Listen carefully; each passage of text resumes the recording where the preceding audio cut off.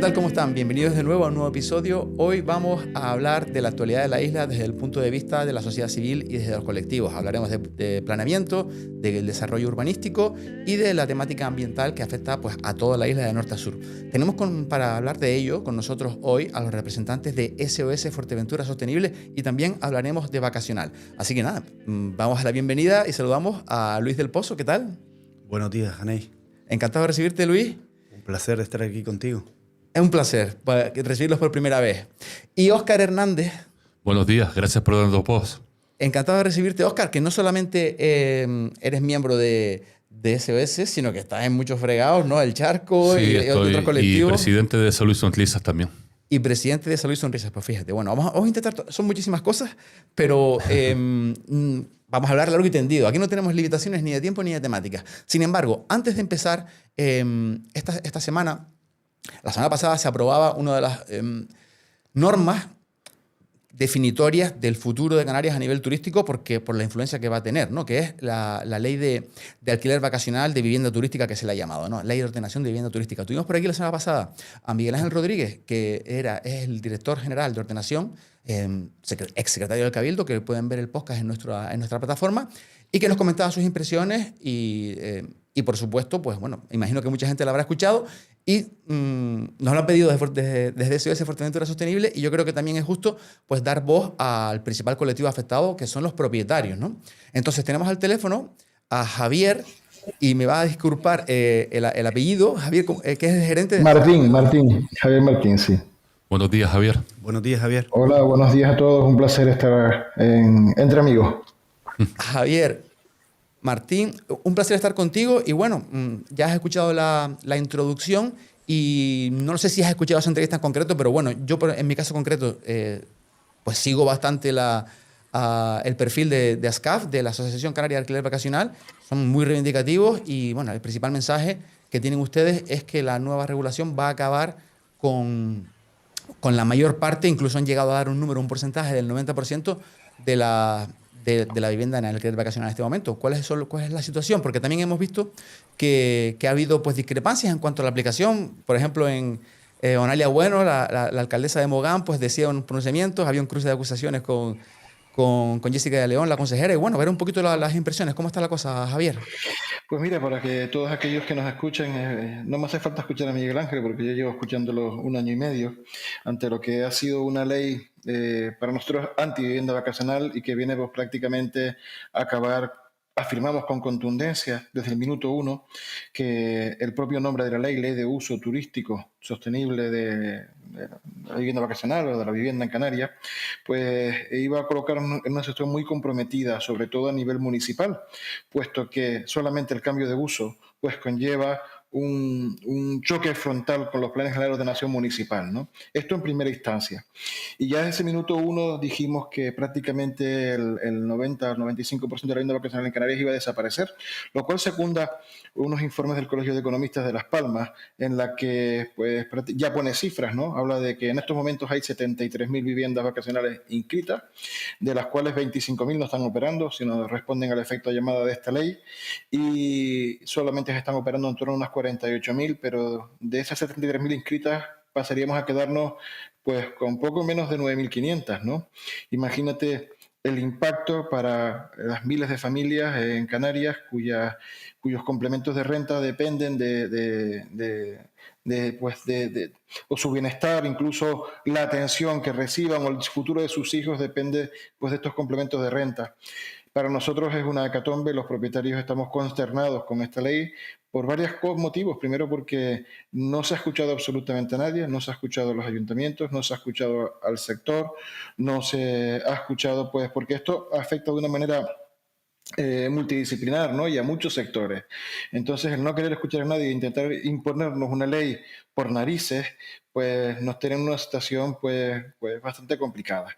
Pero la piedra angular de todo esto, y un poco para detraernos un poco a los orígenes, cuando arrancó esta legislatura en la que el PP coge la Consejería de Turismo del Gobierno de Canarias, nosotros, habiendo sido un partido político que prácticamente en las anteriores legislaturas había defendido a capa y espada como trasladamos en muchos momentos al PP a Génova en Madrid, pues cortes de esas intervenciones parlamentarias en las que nos apoyaban a capa y espada, pues les trasladamos en ese momento, pensando que la actitud iba a ser otra, nuestra preocupación con el cumplimiento de la normativa de actividades clasificadas, que es una normativa que data del año 2011 y que estaba pensada pues para otras modalidades de alojamiento y para otro tipo de negocios, no para viviendas vacacionales, puesto que la vivienda vacacional, pues cuando la explota un propietario, simplemente es un rendimiento de capital inmobiliario, para que la gente lo entienda, un alquiler puro y duro y se declara como tal.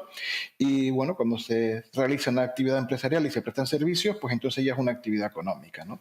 Entonces, ¿qué pasa con clasificar una actividad que ni siquiera para la agencia tributaria es tal? Pues conllevaba un montón de arbitrariedades a nivel municipal.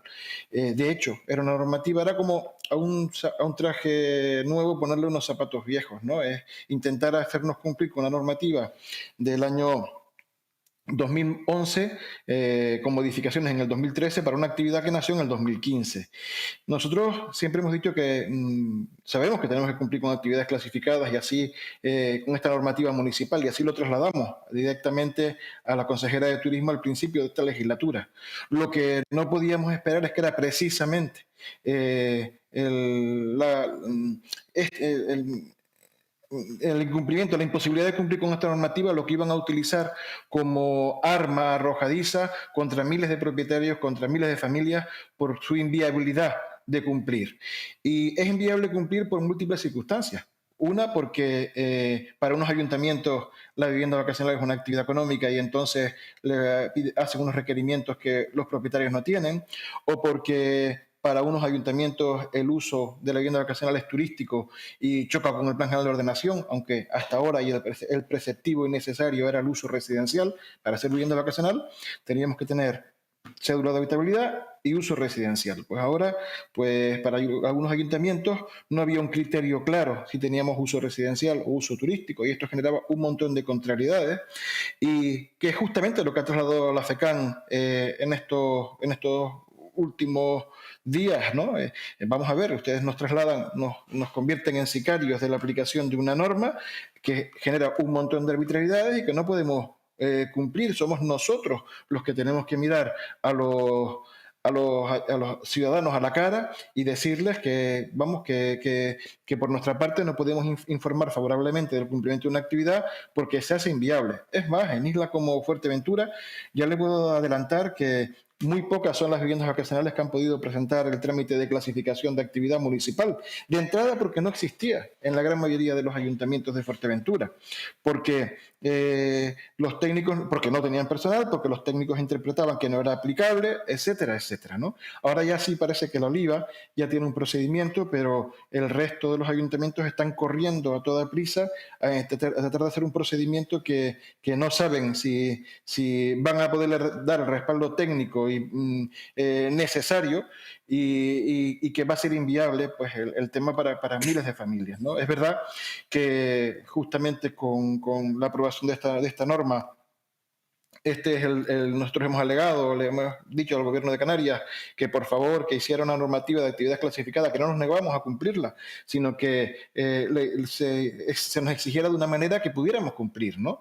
Y así no ha sido. O sea, prácticamente la respuesta ha sido no, que los ayuntamientos hagan su trabajo, que se pongan las pilas, esto tienen que cumplirlo ellos, y los ayuntamientos a su vez salen en tromba, como hemos visto a Analia Bueno, ¿no? Y a la propia Mari Brito, diciendo que para ellos es inviable el cumplimiento, ¿no? Vuelven a insistir en mensajes a la ciudadanía. Me gustaría desde este micrófono, pues el mensaje que ha dado la consejera de Turismo en los últimos días, ¿no? En el que ha dicho que aquellos que no hayan tramitado la clasificación de actividad, instaba a mucha gente a causar baja en el registro turístico de vivienda vacacional, darse de alta en la comunicación de actividad clasificada y volverse a dar de alta otra vez en el gobierno de Canarias, ¿no? Ni locos, a que nadie haga caso a esta locura, ¿no?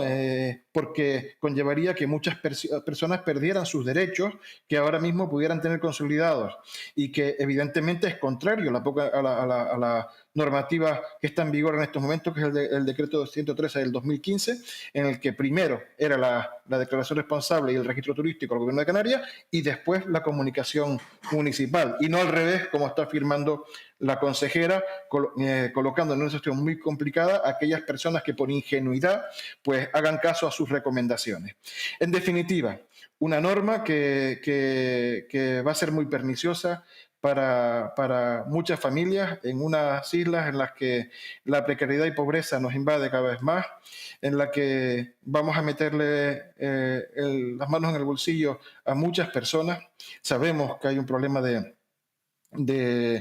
falta de vivienda en las islas, de la cual no nos sentimos culpables, a pesar de los mensajes.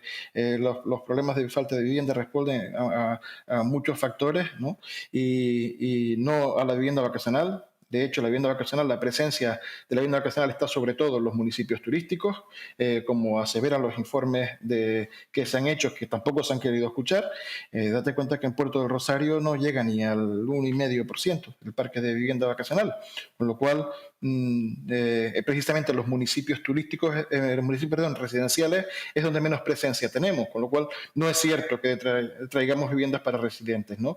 Sí es verdad que tenemos más presencia en los municipios turísticos, pero es lógico, en municipios como La Oliva o municipios como Adeje, Arona, San Bartolomé de Tirajana, Mogán, etcétera, son municipios que están más pensados para albergar turistas que residentes, ¿no? Así fueron concebidos.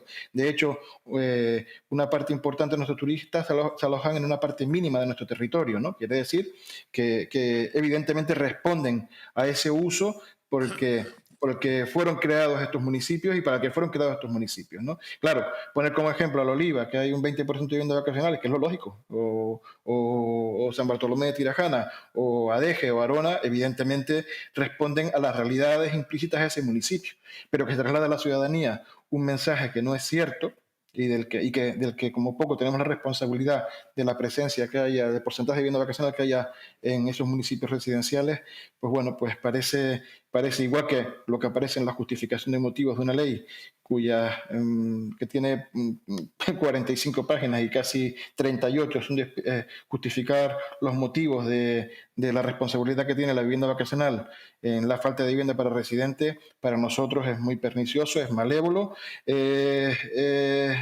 no es cierto, no responde a una realidad y bueno, evidentemente ahora nos queda un arduo recorrido por delante que vamos a ver cómo ASCAP no va a parar. ASCAP, a todo el que nos escuche que sepa que ASCAP no va a parar.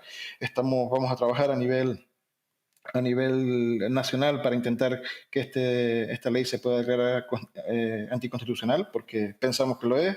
Intentaremos buscar los apoyos, intentaremos también no cesamos a nivel regional que haya una adecuación de la normativa de actividades clasificadas, porque queremos cumplirla y porque entendemos que la vivienda vacacional no puede ser ilimitada y hay que buscar ese equilibrio, pero un equilibrio que debe ser consensuado.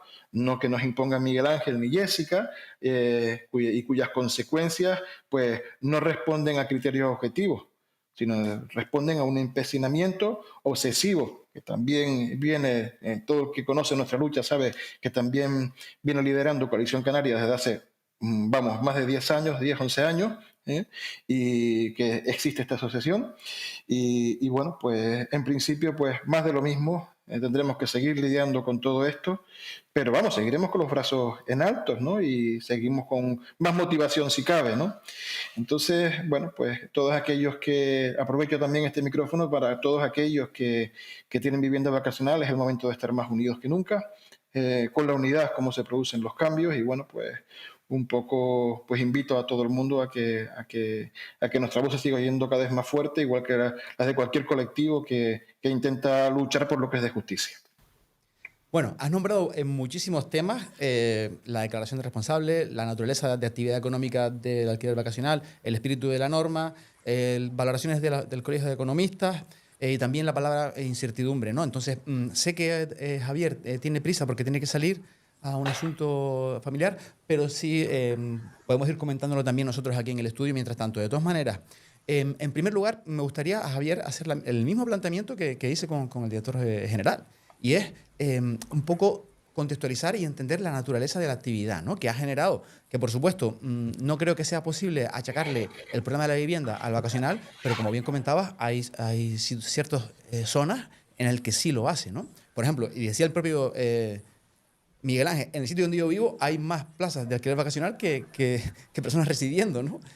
Aquí en Fuerteventura. Entonces, claro, y además has dicho una cosa que yo creo que es de valorar, que es llegar a consensos y que la actividad tiene que tener un control. Comentabas que la anterior regulación, que venía, si no recuerdo mal, del año 2011, pero en el 2015, que ese decreto fue anulado parcialmente precisamente por una denuncia de ASCAP, en el cual lo que es el apartado de las zonas donde sí se podía, donde no se podía, esa parte se anuló, con lo cual simplemente con la presentación de una declaración responsable a iniciativa del propietario se podía ejercer la actividad en cualquier vivienda. Eso ha dado lugar a situaciones que nombrabas la palabra prepresión, y yo creo que podrán estar ustedes también de acuerdo conmigo en el sentido de que cualquier persona puede construir una vivienda con la intención de alquilarla en vacacional, lo tramita como vivienda, se le da una licencia de vivienda y el día siguiente lo que hace es una actividad turística, ¿no? Entonces, un poco entender que la naturaleza de esta actividad a día de hoy, que empezó siendo, y eso hay que reconocerlo, un intercambio entre particulares y ha traído riqueza a residentes y a los canarios,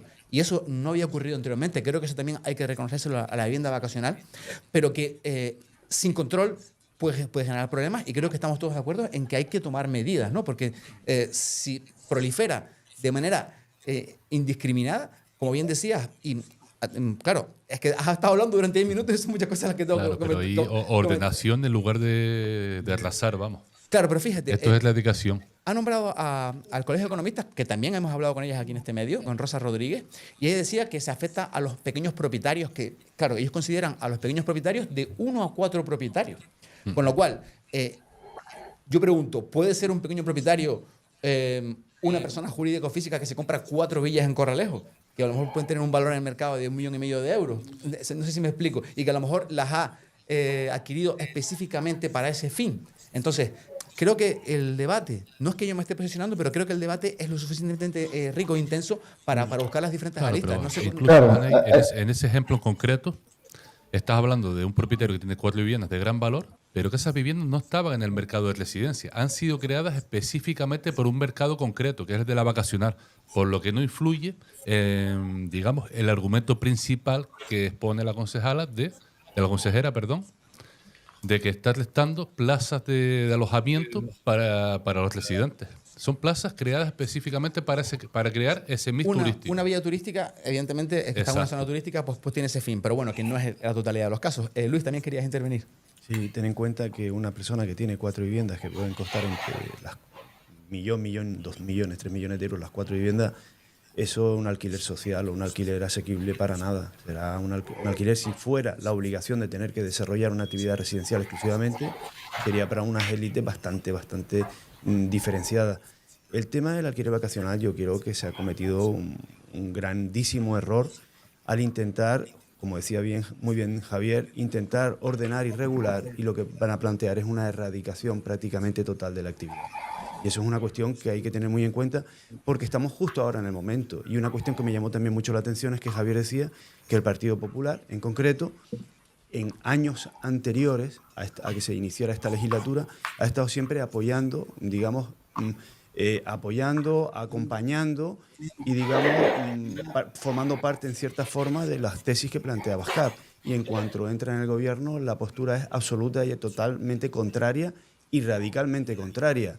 En este momento se da la especialísima circunstancia a nivel político de que es el Partido Socialista y Vox el que apoyan el que no prospere esta ley. Hemos visto con el trámite parlamentario, y sin embargo el Partido Popular y Coalición Canaria, los que tradicionalmente habían apoyado esta actividad, son los que realmente pretenden erradicarla. Una total y absoluta incongruencia a nivel social y política, vamos.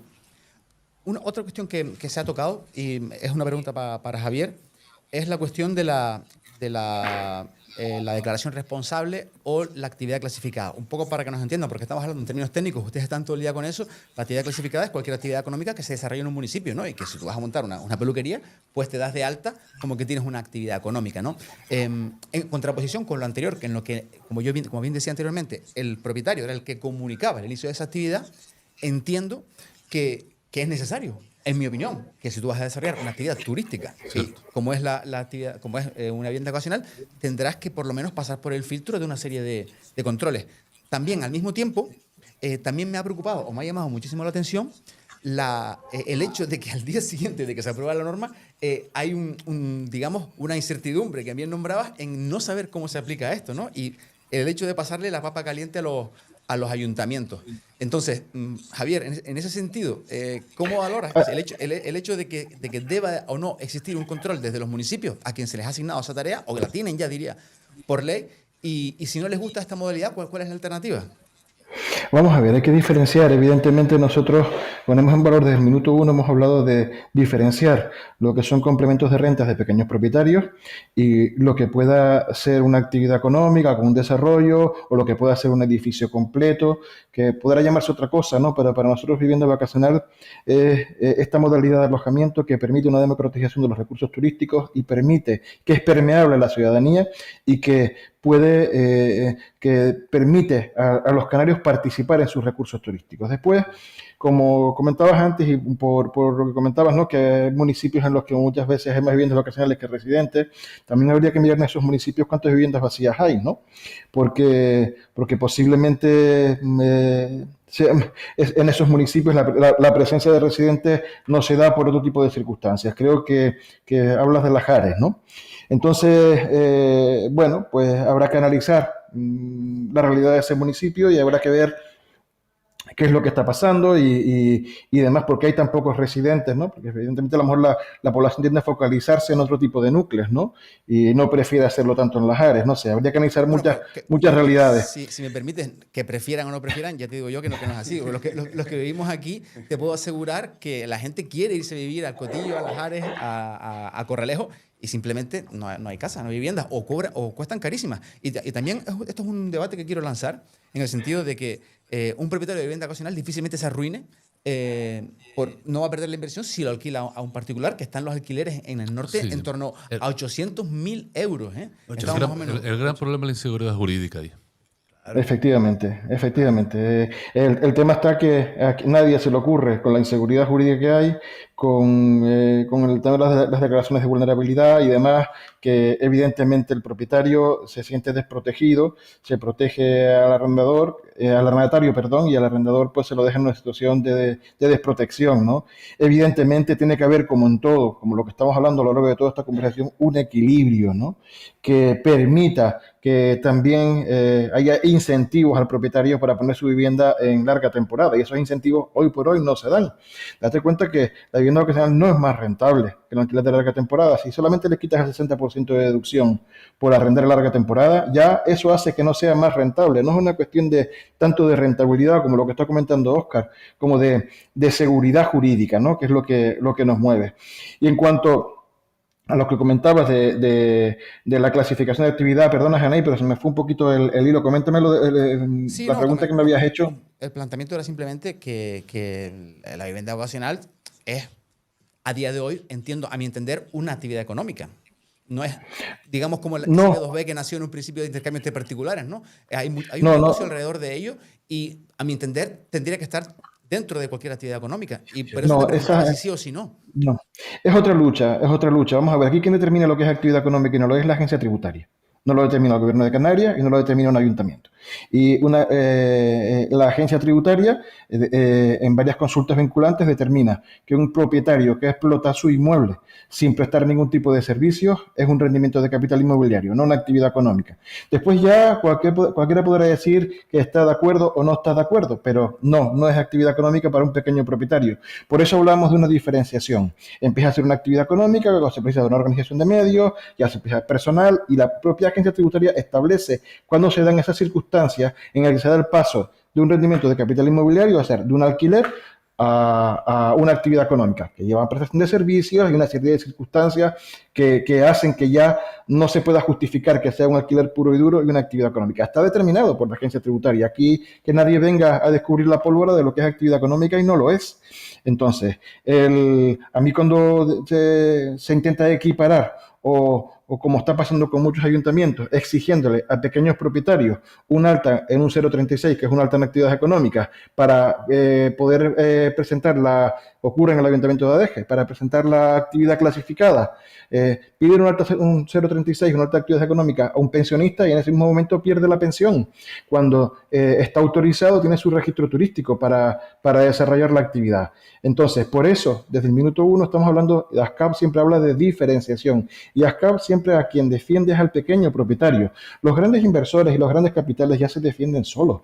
Nosotros lo que trabajamos siempre es porque se permita a esos pequeños propietarios, a esas personas que lo tienen como un rendimiento de capital inmobiliario, como un complemento de renta, darle una viabilidad. Y ahora mismo, con esta ley, todas las puertas se cierran para los pequeños propietarios. No es cierto que se proteja a los pequeños propietarios, se los está desprotegiendo, se los está eliminando de nuestro sector turístico y tienen todo el derecho.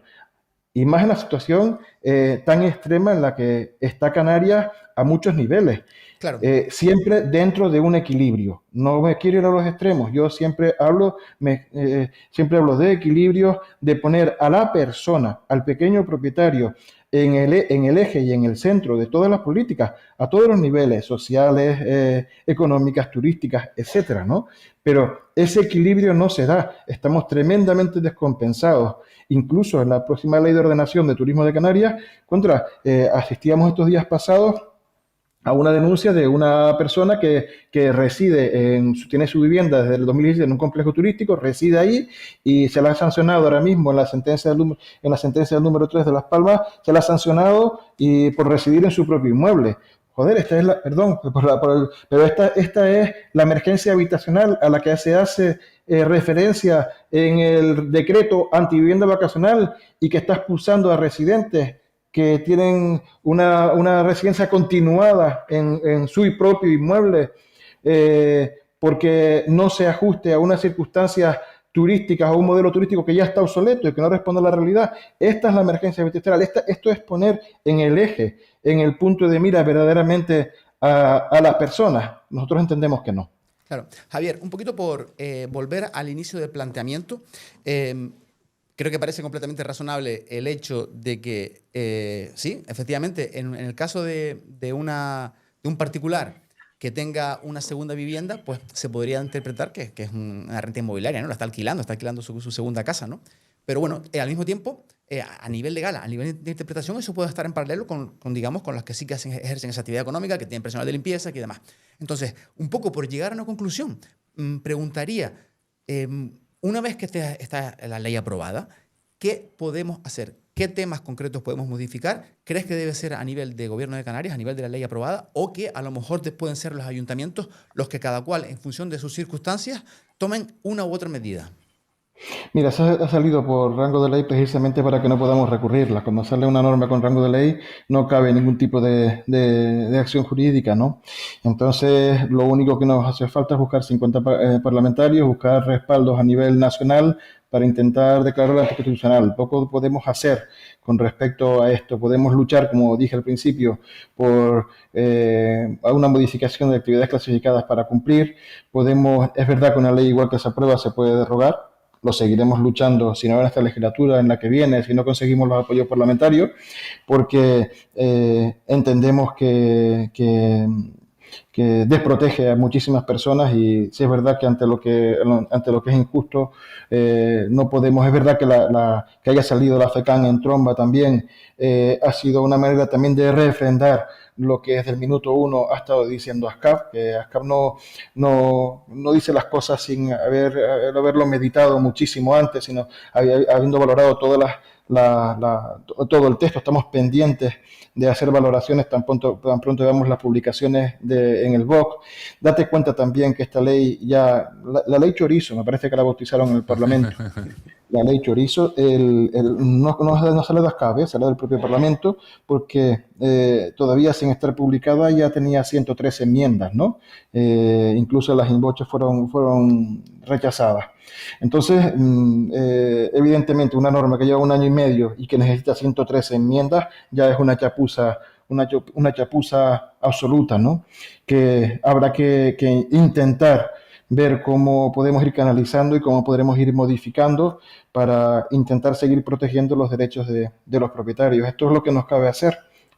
Ahora mismo soportar esta avalancha, soportar este nefasto despropósito. Y bueno, pues es verdad que aquí no se acaba todo. Quiero también trasladar también esperanza, porque entre esperanza y insistencia, otra cosa no, pero insistentes y no nos gana absolutamente nadie, ¿no? Tampoco eso es Fuerteventura. Y bueno, Gracias. contamos con mucho apoyo social, porque defendemos a la sociedad, no defendemos, como decía, a grandes inversores y grandes capitales, y somos consecuentes con la situación multinivel que hay en Canarias, y desde acá siempre abogamos a ese equilibrio, ¿no? Ya ese consenso, cosa que nos ha dado. Pues Javier, muchísimas gracias por habernos atendido. Vamos a dejarlo por aquí porque sabemos que te tienes que ir y continuaremos en el debate en el estudio. Pero bueno, ahí quedan tus planteamientos, sobre todo mucha suerte con sus reivindicaciones. Esperemos que podamos llegar a un punto con esta norma aprobada en el que pues, esté todo el mundo satisfecho, especialmente los pequeños propietarios. Y bueno, sin más, pues gracias y hasta la próxima. Un verdadero placer estar con ustedes. Un saludo muy fuerte y un abrazo a Luis y a Óscar. Un abrazo. Igualmente. Hasta luego. Muy bien, pues este ha sido Javier Martín de la Asociación Canaria de Alquiler Vacacional. Y bueno, a mí no me ha quedado claro, Luis, porque es que es un tema complejo. Es decir, como bien lo decía él, no es lo mismo una gran capital como Las Palmas de Gran Canaria que un municipio turístico como La Oliva y Corralejo, que a lo mejor un municipio rural que le vendría súper bien esos ingresos como Betancuria del vacacional. Entonces, claro, ingresos y actividad, sí. Claro, yo no sé siquiera si cabe en una norma regional el meter esas realidades, porque una de las grandes quejas de incluso la FECAM, la Asociación Canaria de Municipios Turísticos, se ha quejado porque un poco les pasan la papa caliente, ¿no? Entonces, a ver un poquito para ir un poco cerrando el tema del vacacional, ¿qué les parece esta Yo creo idea? que, claro que habría cualquier modificación. Lo que pasa es que la ley de vivienda vacacional se ha utilizado también como pretexto y chivo expiatorio para la falta de vivienda. Entonces se ha ido a saco. La vivienda vacacional es totalmente complementaria al turismo de toda la vida. Y lo que bien dice Javier, democratiza un modelo turístico al que estábamos los pequeños propietarios totalmente fuera del mismo. Esto va a crear un grandísimo problema porque no se va a incorporar más vivienda al uso prolongado, digamos. Lo que se va a hacer es retirar, porque la gente tiene miedo a alquilar mientras no haya seguridad jurídica. Y además se va a poner mucha de esa vivienda, si no se le media esto, en venta. ¿Quiénes van a comprar? ¿Los canarios? ¿O el extranjero que tiene mucho mejor poder adquisitivo? Está claro que cuando se vende una vez. Sí, puedo estar de acuerdo con ese planteamiento completamente. Luis, ¿tú qué dices al respecto? Yo con respecto al tema de lo que se está planteando en cuanto a la ley, ¿no? La ley yo la veo perversa, malintencionada desde el principio, tal y como decía Javier, y digamos con un gran índice de malevolicidad, o malévola en este caso, de mala intencionalidad. Mala intencionalidad, porque lo importante es el objetivo, el conseguir que se erradique. Lo que decía, las cifras son arrolladoras. Prácticamente se va a quedar un 10% de la vivienda funcionando. Y tú has dado una cuestión que es una clave. O sea, no es exactamente, ni es absolutamente nada igual un ayuntamiento como puede ser Las Palmas de Gran Canaria, con una problemática muy concreta, como puede ser La Oliva, con otra problemática muy diferente, también muy concreta, o un ayuntamiento como Betancuria. Se está haciendo una regulación donde lo que se pretende es erradicar una actividad independientemente de las circunstancias donde se vaya a aplicar o el municipio en el que se vaya a desarrollar. Aquí tenemos en Fuerteventura, digamos, una situación bastante especial, que es tenemos 3 municipios turísticos, que es Pájara, La Oliva y Antigua, y después tenemos un municipio que es capitalino, que es Puerto Rosario, otro municipio que es también capitalino del sur, por decirlo de alguna forma, sector servicios, que es Tuineje, y después tenemos un municipio muy rural, que es el de Betancuria. A todos les afecta por igual, y a todos, digamos, les afecta desgraciadamente o de forma, digamos, no satisfactoriamente por igual. Yo pienso que cuando habla el director general del uso democrático y el compromiso social de la vivienda ante la propia sociedad, yo creo que está confundiendo términos y haciendo un uso, digamos, impropio e inadecuado de lo que es... Torticero incluso. Claro, la palabra. Residencia es residencia para vivir, para servir de morada humana. Que tú utilices una vivienda como alquiler vacacional, Él lo decía, Javier, ¿qué diferencia hay en que tú lo alquiles a larga temporada o lo alquiles para unas personas que vienen a estar poco tiempo? Que los que están poco tiempo se interpreta que son para hacer actividad turística, porque puede que no la hagan en sí, nadie les obliga y tampoco tiene que ser necesario. O sea, es un alquiler de largo uso de la vivienda o un alquiler de corto uso de la vivienda, por múltiples circunstancias, Haney. Tú te puedes ir mañana a Barcelona a hacer un curso y te estás una semana y no estás haciendo alquiler vacacional, estás haciendo un alquiler residencial de corta estancia porque tus necesidades laborales, en este caso, o profesionales, o de estudio o académicas, te lo exigen, ¿no? O sea, y se está metiendo todo dentro del mismo paquete. Yo pienso que la palabra clave en esta actividad es renta complementaria. Y es lo que supone, digamos, el gran logro a nivel social en Canarias y en todo el mundo, por supuesto, de este tipo de actividades. Que venga el Partido Popular con esta actitud, porque es una actitud que no es la actitud que ha mantenido anteriormente, ya lo decía bastante claro Javier, sino este cambio, digamos, de interpretación para al final lo que hacer es reestructurar todo el sistema económico de Canarias y eliminar al pequeño propietario que participaba de forma democrática y social. Exacto. Y circular. De hecho, si me permite, el 89% de la vivienda, según un estudio de economistas de 2024, está en manos de pequeños y medianos propietarios, no de grandes propietarios. Eso se lo comenté a Javier, que ellos consideran el colegio, en ese estudio que yo lo estuve mirando, consideran pequeño propietario a 1 o 4 viviendas. Exacto. Entonces se difumina ese pequeño propietario también. Claro, por supuesto. Tú ten en cuenta que tienes, tú lo acabas de decir, una persona que tenga 4 villas en Lajares, cada una por 700 o 800 mil euros, que es lo que valen, pues está hablando de casi 4 millones de euros. Es un pequeño propietario en cantidad, pero no en calidad, ni en cualidad. Claro, pero también es pequeño propietario que solamente tiene una vivienda. Claro. Entonces, arrendada, claro, incluso comprada al efecto, que se va a encontrar con un limbo jurídico que no esperaba y una hipoteca a sus espaldas sin generar ingresos. Fíjate que yo entiendo perfectamente los planteamientos de Javier Martín y de ASCAP, ¿sabes? Lo entiendo perfectamente porque son gente que tiene una actividad económica y que está contenta. Son el sector, ellos son el sector. Y que para mí, te lo digo, lo puedo decir claramente, yo estoy de acuerdo en que una persona, un particular, coja su segunda vivienda en su casa de la playa y la alquile durante unos meses. O sus ahorros, simplemente.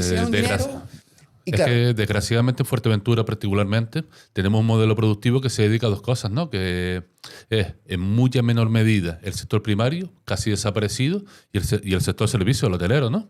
Claro. El dejar el monopolio solamente en manos de las grandes cadenas hoteleras, pues precisamente quita esa ilusión, esa posibilidad de prosperación de mucha gente y de su vida incluso.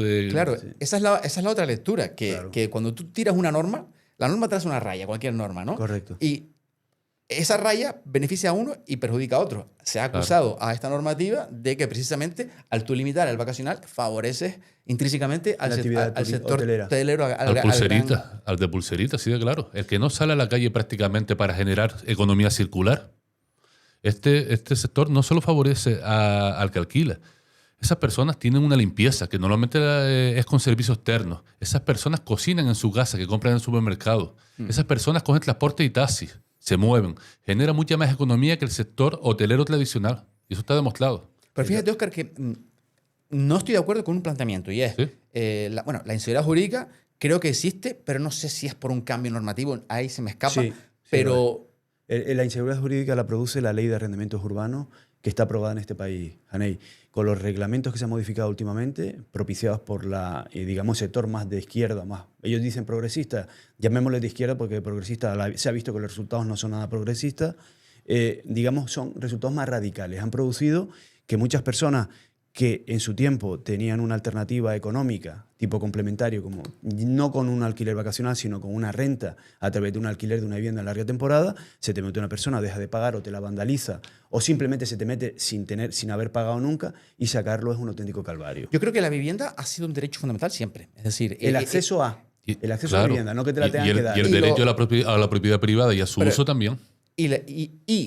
Los recursos contra el impago, que antes eran mucho menos habituales, existían también. Sí. Entonces, entiendo que un cierto cambio normativo puede provocar inseguridad jurídica. Inseguridad jurídica. Ahora bien, no creo que sea posible, si me permiten, simplificar. En el sentido de que el hecho de que la ocupación o de que la gente deje de pagar los alquileres no podrá ser por un único motivo. Y entiendo que hay falta de vivienda.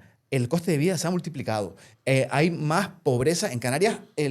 Los datos son... Si me permites, Haney, el propio gobierno de Canarias atribuye indirectamente ese problema a la falta de vivienda. Lo que pasa es que, como todo por lo general, han realizado una propuesta mal ejecutada, aunque bien en el fondo, que es el programa de vivienda vacía. Gastaron 8 millones de euros, lo que daría para cooperativas de viviendas o demás para solucionar un problema de ocupabilidad, para sacar una sola vivienda en mercado en pasada legislatura. En esta nueva legislatura le han dado nuevas fichas financieras.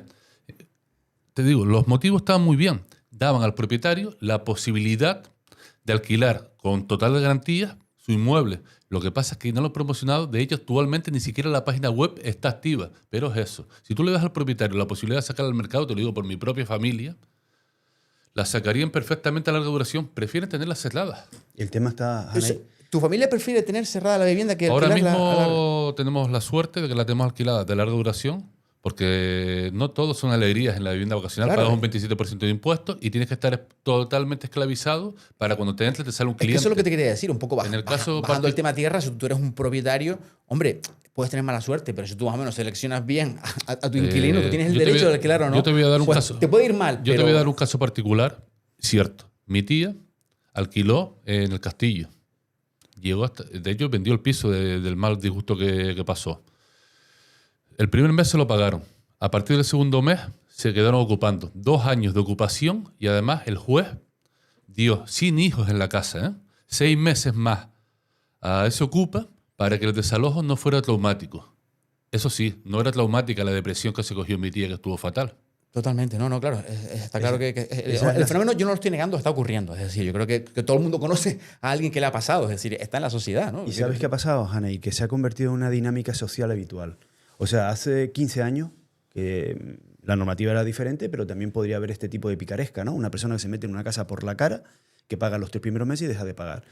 Los mecanismos en aquel momento eran más fluidos en cuanto a la justicia y en cuanto a la ponerlo en la calle, pero los juzgados siempre han funcionado tarde y mal. Eso lo sabemos. 3 años de media. Sí. Entonces, la cuestión es que antes era una cuestión aislada.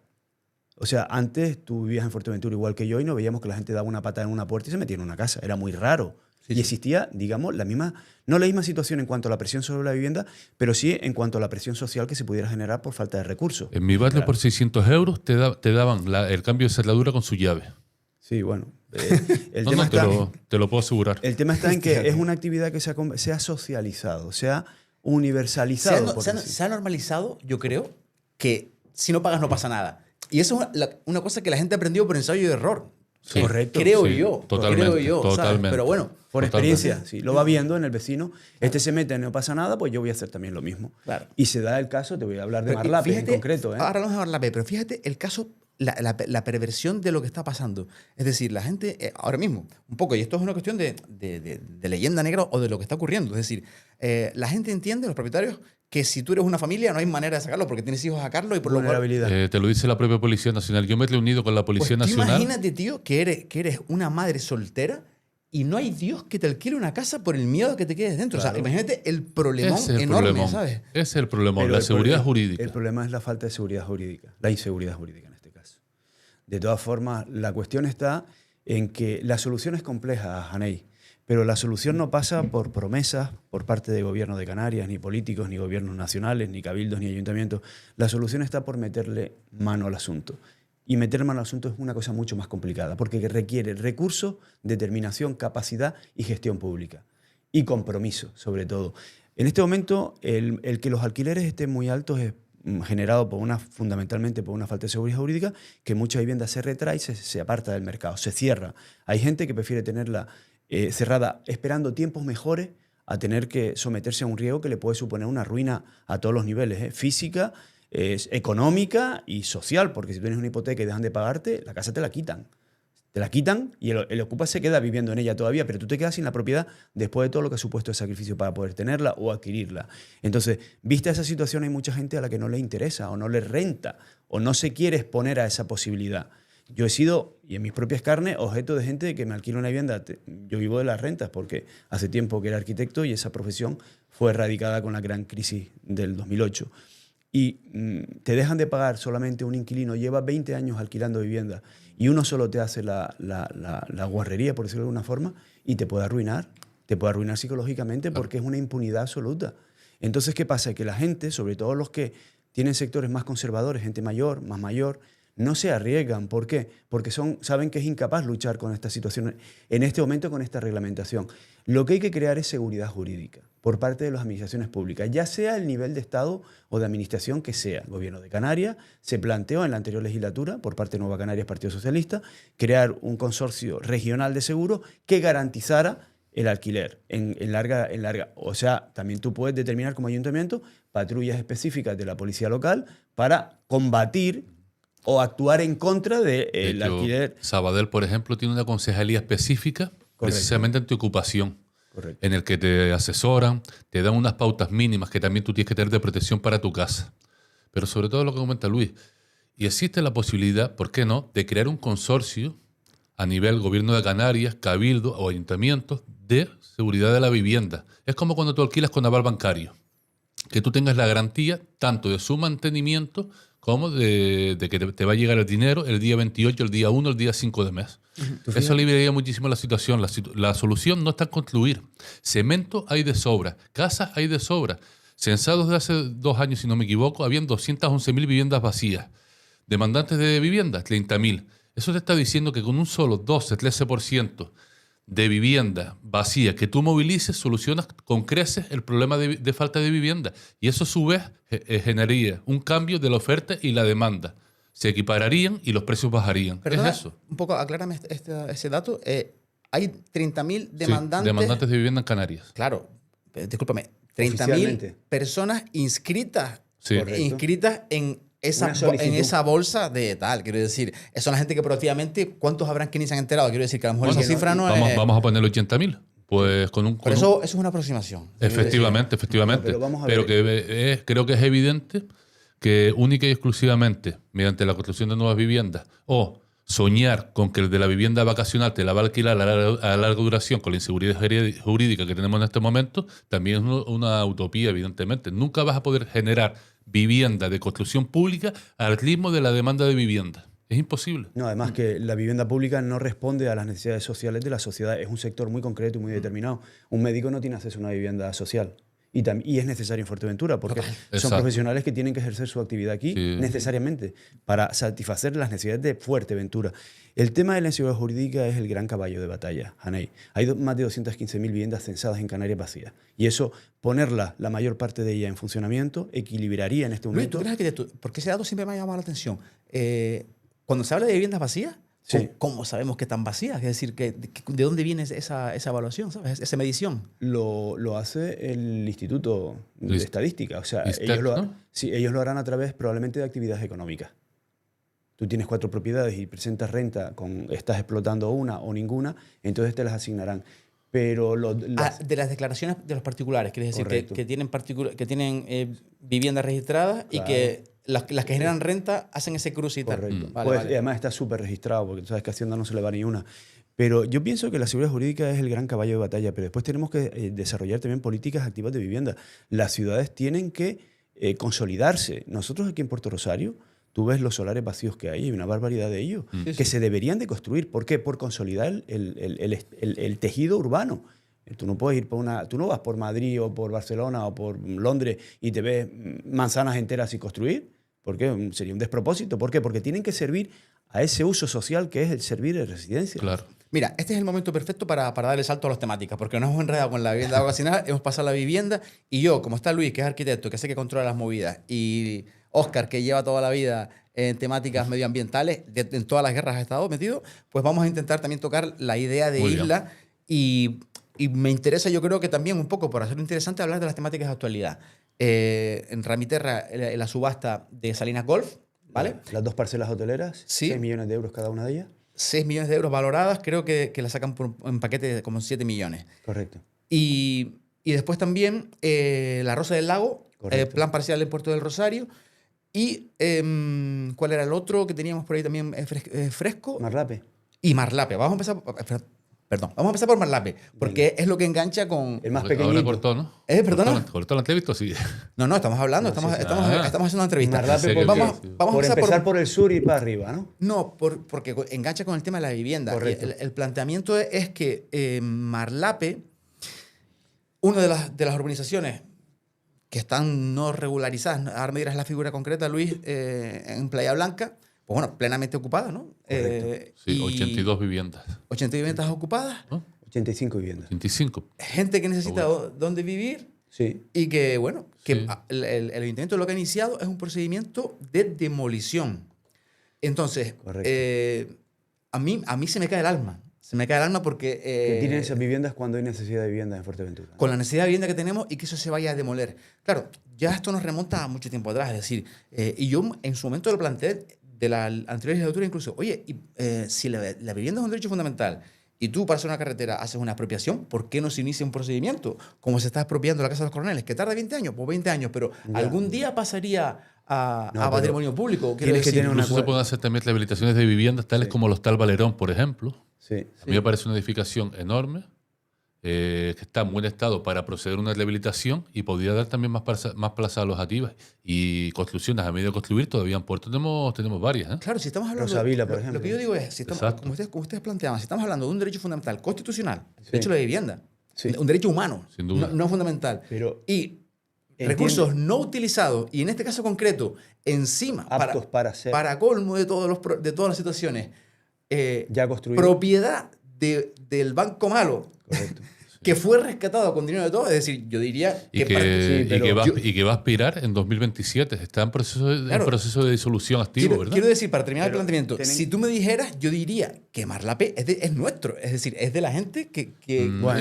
Tiene participación público-privado el Sareb, cuidado. No, es Público-privada. La gestión, la gestión Mayoritario es pública. público. Sí, la gestión es pública. Vamos a ver, yo te digo, estás haciendo un planteamiento total y absolutamente razonable y coherente. Son viviendas, están construidas, no sabemos en qué condiciones, pero están construidas. O sí lo sabemos, pero no es lo importante en este momento. Están construidas y se pueden utilizar como vivienda. Otra cosa es que la ocupe uno por la cara. Exacto. Esa es una cuestión. Pero que las viviendas están construidas es un hecho y una realidad. Y es una inversión que ya está, digamos, materializada, que ha supuesto un coste.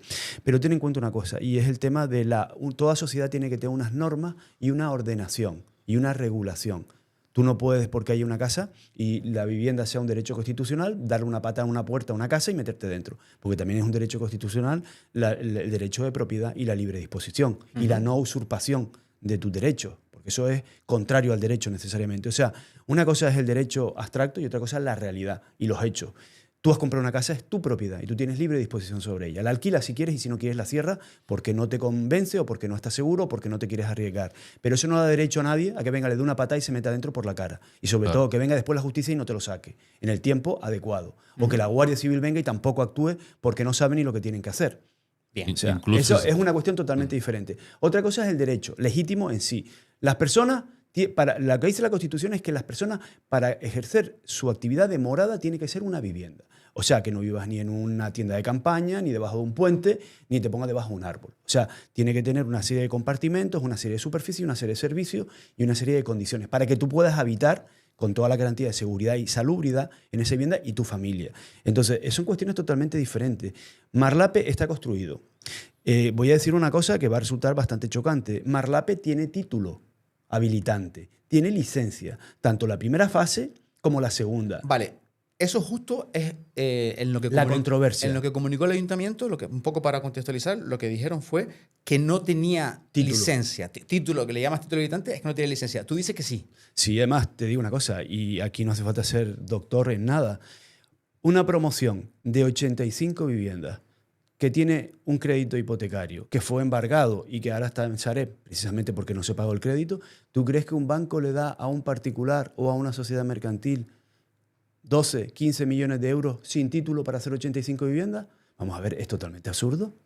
No te da, Hanei, para que tú te hagas una casa y que para que poderte darte la financiación, primero que nada te pide la licencia de obra y si no la tiene ni te abre la ventanilla del banco, como para una promoción de 85 viviendas con el coste económico y el riesgo que supone. Bueno, pero yo no sé realmente cómo se financió esa promoción. Si la pagó el particular directamente, si pidió un crédito, si no. Sí, no, Es no, decir, sí, a mí te lo- digo, a yo mí sí lo- lo sé y a te mí lo lo- digo dime. porque si acabó en Sareb es que pidió crédito. Porque Claro. si no pide crédito no acaba en Exacto. Sareb. Porque la sociedad de reestructuración de los activos bancarios es el Sareb, que venían de todos los activos tóxicos, que eran los créditos no pagados durante la época Claro, de la tú burbuja. me lo estás comentando en un eventual. El ayuntamiento, que mira dentro de sus expedientes, dice que no hay licencia. Correcto. Y tú dices que sí. ¿Cómo tú sabes más que el ayuntamiento en ese sentido? Vamos a ver, yo no sé más ni menos. Yo te digo, necesariamente tiene que tener título. O sea, ¿tú crees que sí ¿tú lo tiene? crees que no estoy convencido, porque No, además lo yo digo. vi el expediente antes de que Pero, saliera Luis, toda esta polémica. ¿cuántas cosas no hemos visto en Fuerteventura a nivel de urbanismo? Quiero No, decir. lo que estamos viendo es que por parte de la Oficina Técnica del Ayuntamiento de Puerto Rosario se están tomando unas deliberaciones, se están haciendo unas determinaciones y unas afirmaciones totales, absolutamente irreales y caóticas, y además, no te digo ya estrafalarias, incluso bastante, digamos, incoherentes. El tema de la cornisa. Quedaron fuera los 16 inmuebles por un informe técnico, oficina técnica, que no era imprescindible. Bueno, pero no me cambies de tema. No, por no, fin, te voy a sí. decir en cuanto a actividad. El tema de la Rosa del Lago también ha sido un informe técnico el que ha dicho que esa urbanización está en vigor y puede seguir funcionando. Y es incierto. Y también ha sido un informe técnico el que ha dicho que las 85 viviendas en construcción que hay en Fuerteventura, en Marlape, en Playa Blanca, no tenían título habilitante. Vamos a ver, ¿a quién se le ocurre en su sano juicio? Y eso es racionalidad pura y dura y sentido común, que una promoción de 85 viviendas que ha sido embargada, con lo cual tenía un crédito hipotecario, no tiene título. Un banco, dígame usted qué banco en este país o en el mundo conocido de dinero para hacer una promoción de 85 viviendas en la mano, que puede ser entre 12 Luis, perdona, o 15 millones de euros sin título habilitante. ¿Están locos o qué? Sin garantía de ningún tipo. Vale. Incluso qué labor de, digamos, de inspección tiene el ayuntamiento cuando te hacen 85 viviendas en primera línea de Playa Blanca. Vale. Vamos a. ¿Y tú no te Y te digo una cosa. Vamos a avanzar un poquito. Sí. Yo consulté este expediente en concreto y tengo aquí el informe. Te lo he traído. Es un informe técnico donde dice que son 2 fases. Una primera fase de 60 viviendas, que se inició el procedimiento y se terminó con su título. ¿En qué año? Uy, pues no lo sé, en 2004, 2006. 20 años atrás. Sí, claro. El Sareb, en 2008 fue cuando se paró toda la industria de la construcción en Canarias y en España y en Fuerteventura. Entonces, la primera fase se salvó, se compraron, bastante caras, por cierto, porque una zona privilegiada, Playa Blanca, zona cerca del mar. Y la segunda fase, que eran las 85 de las que estamos hablando, pues vino la gran crisis inmobiliaria de 2008 y se quedó la obra a medio. A medio y se quedó a medio, tal cual. Estuvieron un montón de años, Haney, y tú eres igual, yo, todos testigos de ello, vacía, desocupada, y fue un efecto llamada, por el motivo que fuera, unas intervenciones de un alcalde en aquel momento y al día siguiente empezaron a ocuparse. Y después unas declaraciones de la concejala de vivienda actual y se terminaron de consolidar la ocupación. Estuvieron décadas sin ser ocupadas. Explícame eso. Y O sea, ¿tú crees que fue No, un llamamiento público a la ocupación? Yo te lo digo porque soy vecino de Playa Blanca y lo vivimos en propias carnes. ¿A qué te refieres exactamente? Marlape, ¿cuántos años ha estado desocupado? Desde 2008 hasta 2018. 10 años. 2019 fue el momento, digamos, inicial de las ocupaciones masivas con el tema del COVID. No sé si recordarás. Fue unas declaraciones de Juan Jiménez en una radio local que dijo que había intención por parte del ayuntamiento, siendo alcalde de Puerto Rosario, de hacer viviendas sociales en esa vivienda y automáticamente fue efecto llamada.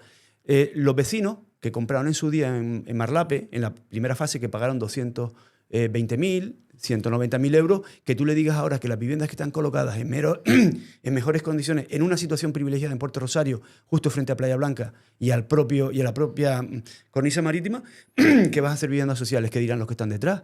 Pues mira, yo que compré y pagué a precio de oro, ahora resulta... Sí, escuché algo parecido en aquella época, sí. Correcto. Eso es desorden. Y sobre todo la gestión social y política tiene que ser orden. Es verdad que es, digamos, una incongruencia, puede ser una incongruencia el tirar unas viviendas válidas al suelo para hacer nada en ellas cuando hay la necesidad actual que tenemos de vivienda. Pero, y allí el tema de que se vayan a quedar los ocupas es una utopía totalmente improbable. Que se rehabiliten esas viviendas, nosotros lo planteamos antes de que se ocuparan. Pero ¿sabes lo que pasó, Haney? Cuando se ocuparon se vandalizaron. Tú vas ahora por allí, aquello es un barrio sin ley y aquello es un auténtico disparate. Eso es el peligro de los enganches de luz, no tienen luz propia. Sí, y muchos habrán hecho sus pérgolas y no sus tienen historias, conexión. Eso no tienen para quienes conexión. pagan legítimamente puede suponer una sobrecarga precisamente del atlet y acabar en incendio perfectamente. Sí, Claro. y no tienen conexión a saneamiento, con lo cual las aguas fecales se están tirando al barranco, acaban en el mar, filtrándose además por el subsuelo. Por O no sea, hablar- una serie de cuestiones que no cumplen. Por no lo que- hablar que una puesta en servicio de esas viviendas para carácter social no tienen por qué acabar precisamente de esas personas, o sí, pero debería ser un sistema arreglado que coloque en prioridad a aquellas personas más necesitadas. Eso es evidente. Incluso creo que hay un informe, yo no lo he visto, pero lo han dicho nuestros representantes, De no vulnerabilidad. que, Correcto. que hay un porcentaje, mínimo. alto de gente que no Exacto. está evaluada como vulnerable, ¿no? Con sus buenos coches que no tienen nada que ver, porque tú puedes tener un buen coche y después caer en crisis, pero no es el caso. Hay varias personas que tienen dinero para un alquiler, pero claro, no pagar también es más fácil. El tema, yo te puedo decir, y en eso sí te lo digo como testigo en primera persona, cuando se inicia esta legislatura 2023 en mayo, junio, Nosotros, los representantes de Playa Blanca, pedimos una reunión con el alcalde y con la concejala de urbanismo. Y pedimos también que viniera la concejala de vivienda. La idea de los vecinos de Playa Blanca era hacer una propuesta al ayuntamiento. Ya estaba iniciado el proceso de ocupación de las viviendas para que se gestionara unas conversaciones con el Sareb, que era el propietario desde entonces, desde 2008 prácticamente hasta hoy, para adquirir ese inmueble por un coste, digamos, que podría asumir a lo mejor el ayuntamiento, coparticipado con Cabildo y Gobierno de Canarias, y desarrollar una cooperativa, que no es vivienda social. La cooperativa es una cooperativa donde se agrupan voluntariamente una serie de personas para hacer una promoción de vivienda, que pueden ser gente, y además obligatoriamente tiene que ser gente solvente, porque la casa hay que pagarla, no te la va a regalar nadie. Le hicimos el planteamiento a la concejala, o sea, desde Playa Blanca, dado que se está generando un problema social importante por interferencia, por desórdenes sociales, incluso por delincuencia, ¿por qué no se rescata ese inmueble? Se compra Sareb, se rehabilita, que en ese momento no estaba tan deteriorado, y se pone la vivienda, digamos, en uso. Los que la van a usar, que la paguen, al precio que corresponda, pero que la paguen. Nada regalarle a nada a nadie. La concejala nos dijo que era una idea magnífica, y poco menos que yo le pasara una memoria. Digo, vamos a ver, yo te doy una idea. Es lo que te quiero decir, o sea, eso no corresponde al propietario, que lo has dejado abandonado ahí durante 20 años. Quiero decir, casi que el principal causante de esto es el propietario, ¿no? O sea, el inicial promotor y después la Sareb, ¿qué ha pasado de ese tema? Lo ¿no? que tenía que haber hecho la Sareb es haber buscado los mecanismos en un plazo más o menos corto para darle dado funcionamiento a esa vivienda, dado que estaban a medio construir. Incluso comentaba el alcalde el otro día, que lo escuché en otra radio, que la Sareb no había proactivamente dado soluciones, que se habían reunido, que habían ido a Madrid y que no daba alternativas, que era un poco que lo dejaban pasar. Entonces, no sé si ustedes tienen información distinta o no, pero me llama muchísimo la atención el hecho de que el propietario le dé igual lo que pase ahí. Ten en cuenta que la Sareb es una sociedad de gestión de activos bancarios. No es una sociedad de construcción, ni de uso, ni de alquileres, ni nada por el estilo. Ellos tienen unos depósitos que son propiedades, y gestionan su traslado a otro, pues ya sea normalmente por compra, porque ellos tienen que sacar una rentabilidad muy dudosa, porque tú lo has dicho ya, fue dinero público que nunca se ha recuperado, pero no está en su actividad el acondicionar, el terminar la obra o el ponerla en uso. Eso tendrá que hacer, ellos la venden. Claro. En este caso, claro, por eso nosotros hicimos la propuesta, cómprela usted ayuntamiento y desarrolle en régimen de cooperativa. O sea, cooperativa, ¿qué pasa? Que te garantiza que las viviendas se van a pagar y que van a ser un sector, pues mira, a lo mejor para médicos que están tan cerca del hospital o para maestros, porque son para quien sea. Pero lo cierto es que no hicieron absolutamente nada. Entonces ya al final derivó en lo que derivó, en el desastre urbanístico, social, económico y de falta de seguridad ciudadana que tenemos en Playa Blanca. En este momento la situación es complicada. Nosotros, los vecinos, en cierta forma nos hemos planteado que, dada la situación, costaría más acondicionar esas viviendas para ponerlas en uso en una forma habitual, normal y deseable, que tirarlas al suelo y empezarlas de nuevo, porque están vandalizadas totalmente. Es que quería un poco intentar, Luis, intentar llegar a una conclusión. La situación es la que es. El ayuntamiento ha iniciado el expediente de demolición. Erróneamente. Erróneamente consideran ustedes. Entonces, y te voy a decir una cosa, y no debería decirlo en un medio público. Vamos a ver, a nosotros nos ha llegado rumores, y son rumores, y no lo pongo, no voy a decir nada más con respecto al tema, de que ha habido alguna oferta por comprar el inmueble una vez que se ha decretado por parte del ayuntamiento públicamente la orden de demolición, lo cual da, digamos, una ventaja económica a quien haga la propuesta para comprarlo. Porque cuando tú haces una orden de demolición sobre un inmueble, lo que haces es devaluarlo económicamente, o sea, despatrimonializar ese inmueble. Tienes que tumbarlo, con lo cual lo que vale ahí es el suelo, no es el inmueble. Cuando una vez, digamos, devaluado su valor a través de una orden de demolición, tú haces una oferta a Sareb, Sareb te lo venderá para quitarse el problema de encima, porque encima está ocupado, a un precio probablemente irrisorio. Aquí tenemos un informe y un procedimiento hecho por el ayuntamiento fallido, erróneo. Y te digo, ejemplo de ellos tenemos la indemnización del matorral de no hace mucho tiempo, que va a hipotecar el ayuntamiento durante unos cuantos años. Millonaria, sí. Correcto. Si tú haces un informe y haces una resolución basada en un informe erróneo, aunque sea municipal, y ese propietario, una vez que ha comprado muy barato ese inmueble, presenta un recurso por la vía contencioso administrativa diciendo que es nulo de pleno derecho el procedimiento y que hay título y que no se puede tirar, el ayuntamiento va a tener que indemnizar en su momento con decenas de millones de euros a ese propietario por haber hecho un procedimiento erróneo. O sea, en el fondo no es nada más que especulación. A mí lo que me sorprende, te digo una cosa, sí, dime. Ese cambio de rumbo por parte del alcalde, primero se determina, y es determinante, y fuimos todos testigos de ello, hay que demoler esa edificación porque no cumple con los requisitos urbanísticos. Y no voy a discutir el tema. El PSOE presenta unas alegaciones fuera de tiempo y fuera de lugar, después de haberlo aprobado en comisión de gobierno, levantar la mano para darle aprobación definitiva a ese expediente de demolición. El PSOE dice que por qué no se hace un replanteamiento y que es una pena o que es una lástima o que es un despropósito tirar esa vivienda. Tú fuiste testigo de que incluso se convocó una mesa de seguimiento del pacto porque el alcalde dijo que eso era una deslealtad por parte del Partido Socialista. Y como resultado de esa supuesta mesa de seguimiento del pacto, lo que dice el alcalde es que, bueno, hay que reconsiderar la situación y veremos si es necesario tirarlo o no tirarlo. Vamos a abrir o a explorar una nueva vía con el Sareb a ver si podemos impedir que se tiren. ¿No te parece una incongruencia absoluta? ¿O no saben lo que están hablando? ¿O no saben lo que dicen? Te digo lo que... ¿O ha habido un cambio radical de opinión? Te digo la lectura que yo tengo, y es que ahora mismo tú tienes sobre la mesa un expediente de demolición. Correcto. Técnico, ¿vale? Que eso es un poco que está determinado. Pero que sabemos los técnicos que es fallido y que se podría tumbar legalmente. ¿Sabes tú que es fallido? Bien. Eso está determinado por una oficina técnica municipal que el propietario, como bien dices, en su momento podrá presentar el título habilitante si lo tiene y decir, mira, perdón, este expediente es fallido porque yo tengo mi licencia. Lo veremos. Hablas de una posible especulación futura por la devaluación y la podría ser que posible. se genera. Claro. La posibilidad. Sí. Perfecto. Podría ocurrir eventualmente y además lo bueno es que eso lo comprobamos. Es decir, si eso ocurre... Esperemos que nos ganen. Por lo que le puede suponer el coste al ayuntamiento. Si eso ocurre, lo veremos fácilmente quién compra eso y a qué precio. ¿De acuerdo? Entonces, sociedad pantalla probablemente. Bueno, todas las cosas se pueden investigar. Tampoco me gusta mucho entrar en especulaciones. Pero bueno, creo que... Yo te voy a dar un dato cierto. Mira, tengo aquí un informe del Ayuntamiento de Puerto Rosario, que dice, con fecha, lo dice el técnico que lo suscribe, y dice, cito textualmente, con fecha 14 de julio de 2006 y registro de entrada 15.736, se presenta solicitud de licencia de construcción de la fase 2. La fase 2 son las 85 viviendas, junto con varios documentos complementarios. Con fecha 31 de enero de 2007 y registro de entrada 2.270, se presenta comunicación de inicio de obras de la fase 2. Se presentó la solicitud de licencia de construcción y se comunica al ayuntamiento el inicio de las obras. ¿Qué fecha tiene eso? El informe. No, sí, exactamente. Esa comunicación concretamente. El 2000, o sea, 14 de julio de 2006, la comunicación de la solicitud de licencia de construcción de la fase 2, además lo ves tú aquí claro, y con fecha 31 de enero de 2007, la comunicación de inicio de obras de la fase 2. El promotor solicita en 2006 esa licencia, la solicita. El inicio de obra y, vamos a ver, cuando tú tienes licencia de proyecto básico, se concedió licencia de proyecto básico para todo el conjunto, fase 1 y fase 2 conjuntamente. Entonces, cuando tú desarrollas primero la fase 1, es una cuestión de ejecución, etapas de ejecución de obra. Primero desarrolla la primera etapa, que son las 60 viviendas.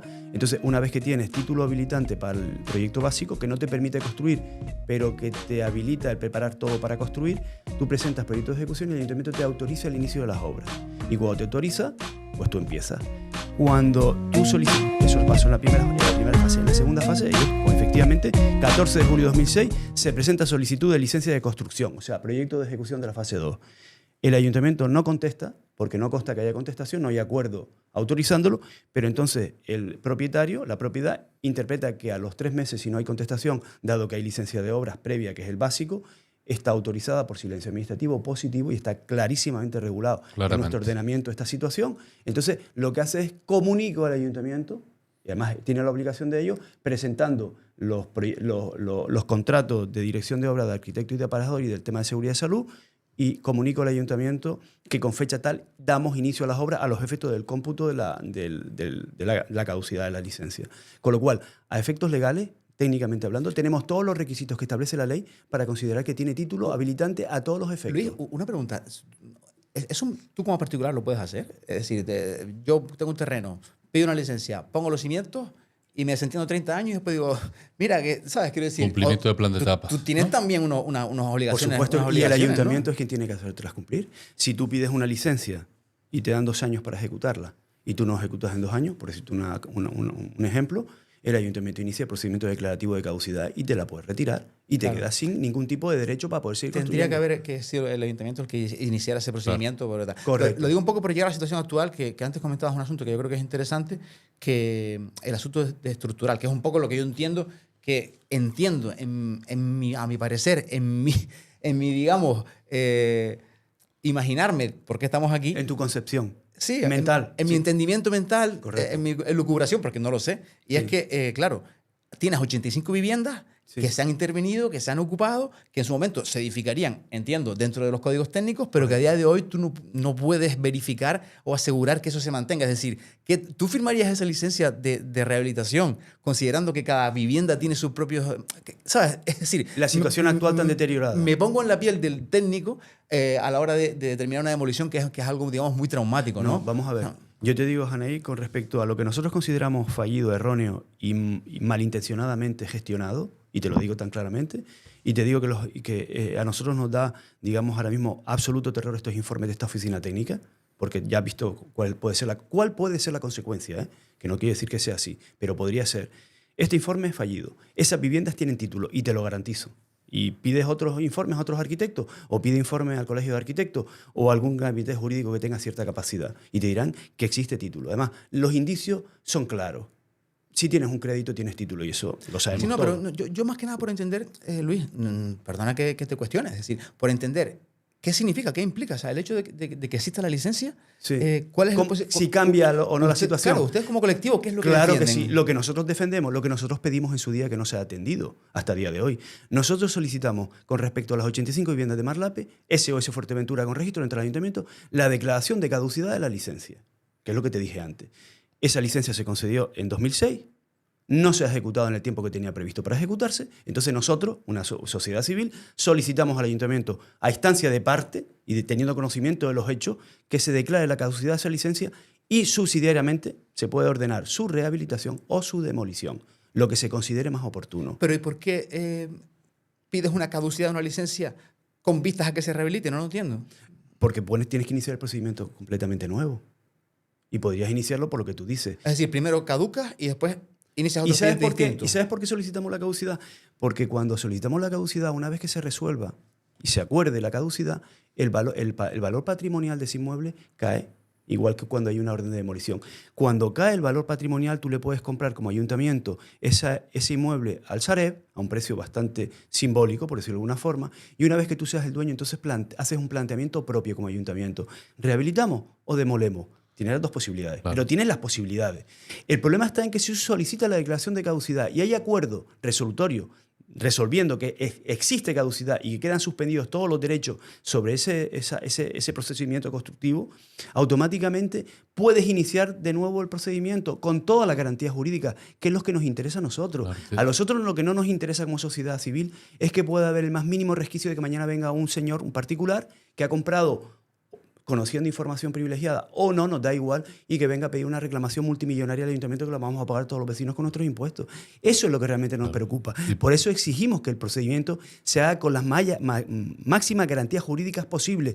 Y este informe jurídico lo que crea es una incertidumbre jurídica y técnica sin precedentes, pero demasiado habitual ya, que estamos viendo en otros asuntos. O sea, no es que nosotros no nos fiemos, es que nosotros lo que no queremos es que mañana pueda venir Exacto. ninguna reclamación económica al ayuntamiento por haber terminado improcedentemente un procedimiento, porque si el propietario va a un contencioso administrativo y eso lo resuelven los tribunales dentro de 5 o 10 años, cuando sea, pero resuelven. Y los contenciosos, te digo una cosa, suelen ser bastante diligentes en sus resoluciones. Si hay motivo de ello, te darán la razón, aunque sea dentro de 10 años, con los intereses, las costas y el principal. Sobre una promoción de 85 viviendas que puede haber costado 12, 15 millones de euros, imagínate lo que puede ser eso. Con una orden de demolición que habrás cumplido o no, porque pedirás cautelares. Pero en el fondo tienes derecho a resarcimiento de daño. Y eso es lo que nos preocupa. Lo que pedimos y lo que exigimos es el mayor rigor a nivel técnico y a nivel jurídico por parte de este ayuntamiento, que consideramos que no se está cumpliendo y estamos dando los argumentos por el cual lo decimos.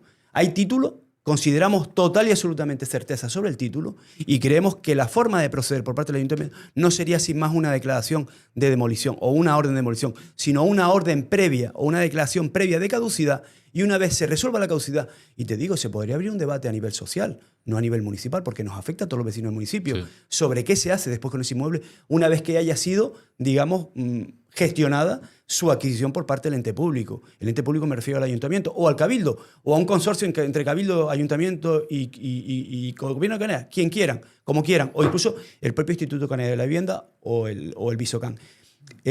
Haney, lo que no queremos son incertidumbres, porque las incertidumbres producen quebrantos a la administración pública. Y apoyando la cuestión que comentaba Luis también, es importante decir eso, que claro, la Sareb se vería entre la espada y la pared entre sacar un beneficio mínimo por la venta de la vivienda o enfrentarse al pago de la demolición, que estaríamos hablando de un coste para Sareb de 1,5 millones de euros aproximadamente, ¿no, Luis? O más. Y además que no tiene elementos específicos para ejercer ese tipo de actividades. Ellos son depositarios de inmuebles que venden, no tienen una constructora, tendrían que contratarlo externamente, Claro. les podrían...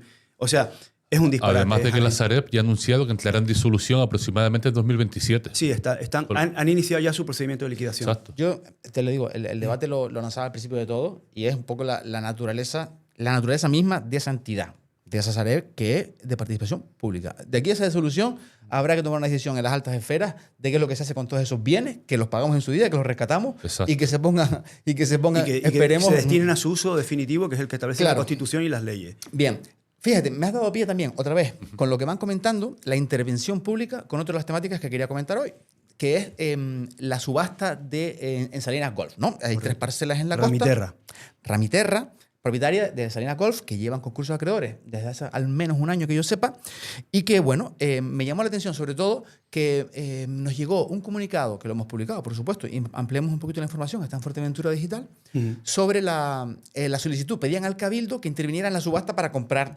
esas parcelas que están en primera línea, justo por debajo de lo que es el campo de golf, ¿no? La subasta ahora mismo, creo que son 2 lotes principales, 3 parcelas sin edificar, por debajo de la carretera, un poco para que nos entendamos. Ahora cuando hables te lo busco y lo enseñamos. Y también digamos, las villas que están dentro del campo de golf, ¿no? Entonces, la subasta termina el día 29. El día 29, y claro, de repente se le pide al Cabildo que compre eso. Sí. Canarias Palante lo solicitó. Una empresa. Bueno, hay que tener en cuenta que el Cabildo en este momento está inmerso en un plan de estabilización económica. Un plan No, yo de ajuste presupuestario. ayer llamé Ajuste presupuestario. Ajuste presupuestario, perdón. después de la nota llamé a Adelina, la representante Adelina Padrón, y le estuve preguntando, oye, Adelina, ¿no crees que está un poco apurado este tema, que el Cabildo y tal? Entonces, bueno, me dice, no, pero es que es la naturaleza del no desarrollo turístico, lo cual entiendo. Haney, ¿qué hacemos? ¿Que el Cabildo compre toda la isla de Fuerteventura para que no la desarrollen? O sea, qué absurdo, ¿no? Usar los recursos públicos para comprar 2 parcelas. Vamos a ver, ¿no será más fácil? No hace falta que el Cabildo compre las parcelas, con que se intervenga su uso, el que está autorizado, y ya está. O sea, esas parcelas entraron en un plan parcial, el plan parcial entró en concurso de acreedores, ha habido incumplimiento del plan de etapas, y eso lo podemos manifestar porque ya está bastante retrasado. Tú puedes argumentar el incumplimiento del plan de etapas, que son condiciones para consolidar los derechos urbanísticos, y hacer una modificación del sector, desclasificando como uso turístico, en este caso, que lo son, esas 2 parcelas, con lo cual no haría falta comprarlo. Si el Cabildo tuviera que comprar todo lo que hace falta proteger, entonces, vamos, no tenemos dinero ni en el Sí, pero, Cabildo ni discúlpame, en Canarias para antes poder... Antes hablabas de derechos indemnizatorios. Entiendo que Correcto. si está en un plan parcial, tú le desclasificas ese suelo, también nos costará un dinero, Los ¿no? derechos indemnizatorios se consolidan cuando tú has cumplido con tu parte. Si tú no has cumplido plan de etapas, no tienes derecho a reclamar lucro cesante. Pero entonces, ¿qué diferencia hay con Marlapen, que tampoco han cumplido con la edificación? Y por eso, como no han cumplido con los plazos de licencia, nosotros solicitamos declaración de caducidad. Ajá. O sea, que el plan parcial que está debajo de Salinas Golf, No, se es podría- el mismo plan parcial que Salinas Golf, es una parte de ese plan. es una parte. Correcto, se desarrolló una parte y otra parte no se desarrolló. O sea, que sí que podría desclasificarse porque no se ha desarrollado. Correcto. Otra cosa es que se haya pedido licencia para hacer 2 hoteles o lo que sea en esas parcelas, que no lo sabemos, porque el Ayuntamiento tampoco se ha pronunciado, y que en un momento dado se haya declarado o no caducidad por parte del Ayuntamiento. Deberíamos de profundizar o de tener más conocimiento sobre la situación, pero de antemano te digo, la propuesta que hace Adelina y su grupo es totalmente absurda, y el Cabildo no puede estar comprando todas las fincas que se ponen por medio para protegerla, porque es que además la ley no lo contempla. La ley contempla que la definición de usos establece protecciones o no, pero no comprar. O sea, si hubiera que comprar todo lo que hay que proteger, pues vamos a preparar el bolsillo, porque luego nos va a salir una a mí pasta. me llamó mucho la atención. O sea, entiendo que la naturaleza de esa reclamación tiene sentido, ¿no? En cuanto a un interés, pero vamos, pero claro, hay que ser un poco realista, ¿no? claro, considerando de dónde viene, y en el momento que estamos, que a 3 días del fin de la subasta, Tú vas, claro, tú vas a pagar 6 o 7 millones de euros para comprar un suelo que después lo vas a dejar inútil. Inútil en cuanto a productividad, porque se va a quedar como está. claro. Y con recursos públicos. Bueno, sería más fácil indagar o pedir una copia de ese procedimiento administrativo, ver en qué situación jurídica está, si ha habido incumplimiento de plan de etapa, si ha habido licencia, si ha habido declaración de caducidad de la licencia. Y te digo una cosa, el Ayuntamiento de Antigua, y los conozco, me tocan en el ramo profesional en su tiempo, son muy diligentes, son muy activos y son muy interventivos. O sea, enseguida que pueden te caducan la licencia. No son los que dejan las licencias ahí muertas de risa. Habrá que ver cómo están los derechos sobre ese suelo en cuanto a su uso, Janey, que no lo sabemos porque la sentencia, lo que dice la subasta es que simplemente tiene 2 parcelas disponibles y que la pone en venta por una cantidad, pero no se ha dicho ni el uso, ni la posibilidad, ni la posibilidad de desarrollo urbanístico que tiene en este momento. Dice que se pueden hacer 2 parcelas hoteleras, se entiende que se van a hacer 2 hoteles, pero ¿tienen título habilitante ya para hacer hoteles?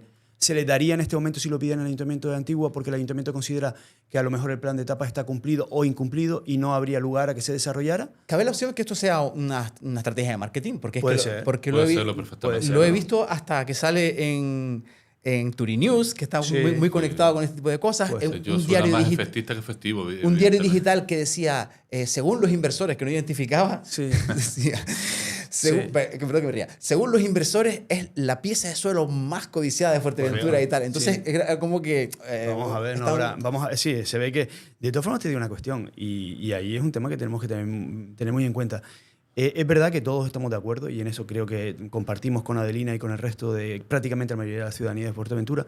No tiene ningún sentido el seguir creciendo turísticamente con nuevos hoteles, eso está claro. Estamos poniendo en crisis nuestra vivienda vacacional, que es un sector más económico, más circulatorio, más circular y más social, y que nos lo están prácticamente privando a día de hoy, desde hace pocas semanas, y estamos pensando en construir más hoteles de todo incluido de pulserita. Vamos a ver, es un absurdo, ¿eh? Tendría mucho más sentido una moratoria turística en este momento histórico que precisamente un barra libre de licencia, como se están dando en el Cotillo, como se están dando En Las Ares. en esos núcleos turísticos, que ya estamos abarrotados precisamente de turismo. Correcto. Y no te digo, ¿no sería más efectivo que comprar esas 2 parcelas ANEI, que por parte del Cabildo se declare una moratoria turística y se suspendan todas las licencias de hoteles durante un tiempo, hasta que se estabilice y se haga una nueva remodelación y planificación de Fuerteventura? Con esa petición están de acuerdo, ¿no? Una moratoria. Sí. Por supuesto. Una Totalmente. Es que lo que vamos a proponer nosotros al Cabildo es una moratoria, donde se suspendan cualquier tipo de licencia de nueva actividad turística en este momento hasta que no se equilibre las Exacto. necesidades de la sociedad para generar un Infraestructuras. bienestar en infraestructura, en equipamiento, en dotaciones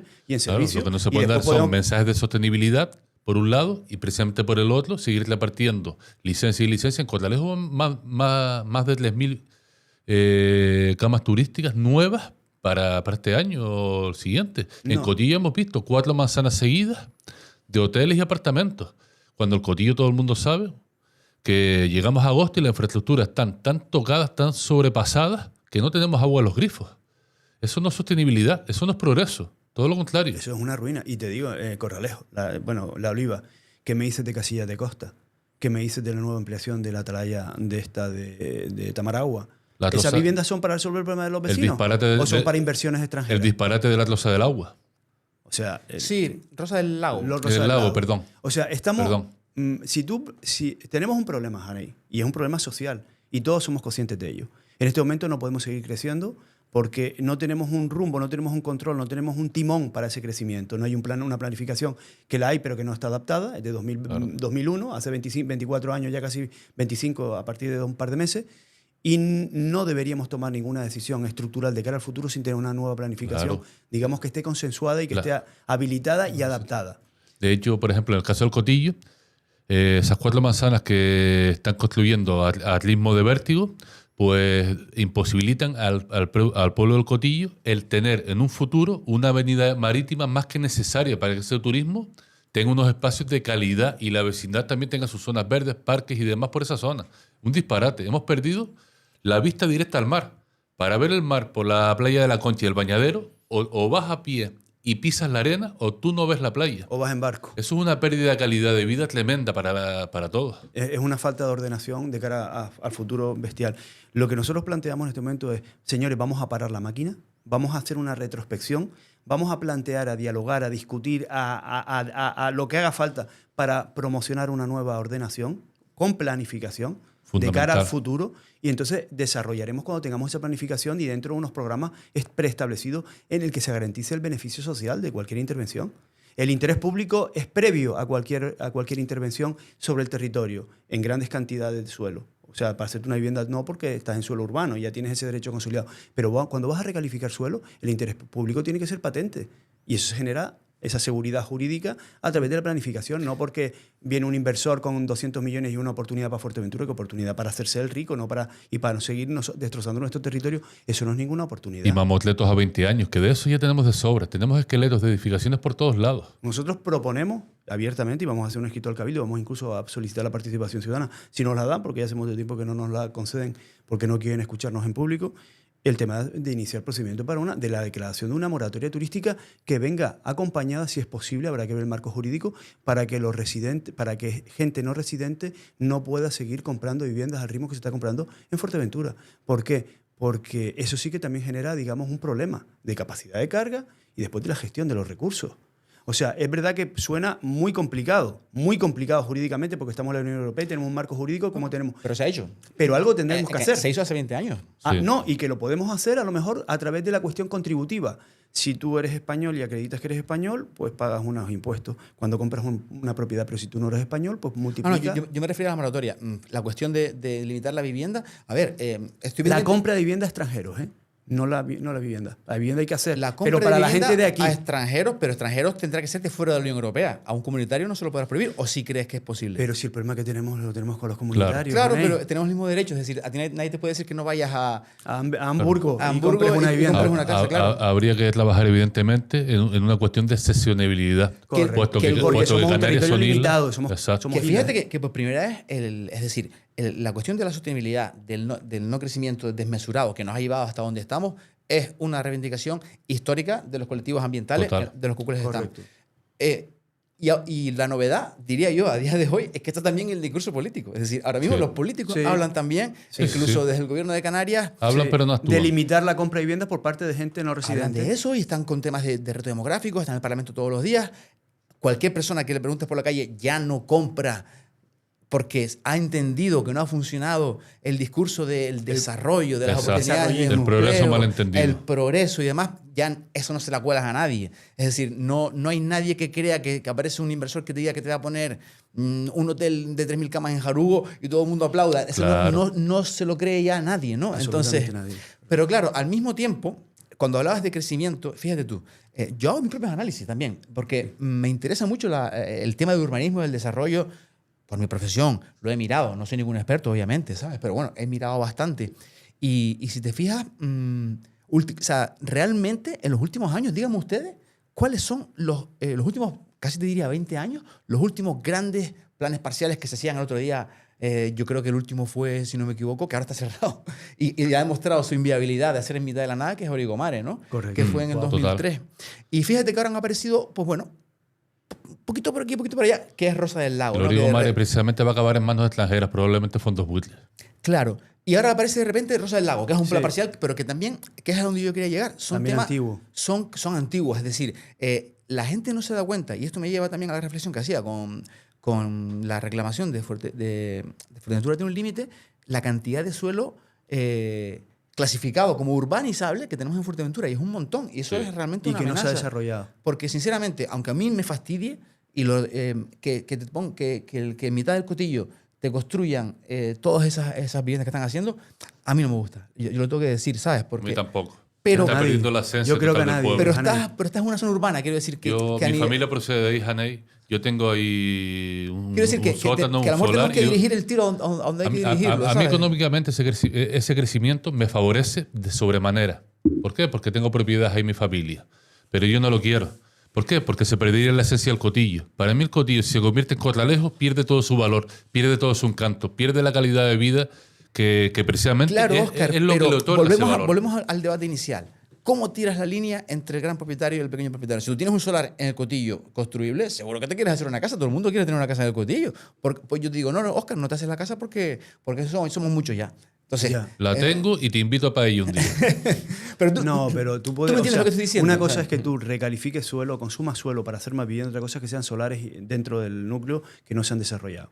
Los solares que están dentro del núcleo que no se han desarrollado tienen que desarrollarse. ¿Por qué? Porque es parte de la trama urbana y tienen que contribuir y tienen que dar los servicios. Y sobre todo tienen que cumplir su función, que es servir de morada humana para que tú o yo o cualquiera que quiera ir pueda ir, en la modalidad que sea. O sea, eso es una cuestión. Otra cosa es que tú recalifiques suelo para que o se consumas nuevo suelo para hacer nueva vivienda, eso o nuevas edificaciones. Eso es lo que había que replantear en cuanto a la capacidad de carga. Lo que está dentro del núcleo está consolidado ya o debería estar consolidado, sí tiene que consolidarse. Todo lo que estás hablando tú de las nuevas, esas urbanizaciones que nunca se llegaron a construir porque eran pura especulación. Estás hablando de Canalbión también. El SAU 8 en Cotillo. Correcto. Estás hablando de la Rosa del Lago. Estás hablando de esos planes parciales que han aparecido ahora justo al lado del castillo, que ves ahí un cartel de plan parcial aprobado en no sabemos cuándo. O sea, que no es nada más que pura especulación. Y que además Fuerteventura ahora mismo, gracias a Dios y gracias a que el discurso ha calado, no admite ya ni la sociedad ni la clase política ese tipo de cuestiones. Y eso es un avance importantísimo porque eso puede generar un cambio de rumbo. Y en eso Fuerteventura ha sido parte capital. Nosotros hemos desarrollado una labor crítica en ese sentido y de concienciación que cada vez ha calado más hondo. Y es necesario. Una sociedad informada es una sociedad formada. Y nos está ayudando muchísimo esta lucha precisamente de preservación y de conservación. Y como tú bien comentabas, ese romper con ese progreso para todos. Ha llegado un momento en que ni siquiera mantener el ritmo de obras, no, es de crecimiento lo que necesitamos ahora mismo. Tenemos que parar, porque la naturaleza está diciendo basta. Sí, sí. Nosotros consideramos que hay que parar y hay que consolidar lo que ya está. O sea, lo que son todos los solares que están vacíos en Puerto Rosario, y tú los conoces, son muchísimos, un montón de sectores completos, empezar a planificar su consolidación. ¿Para qué?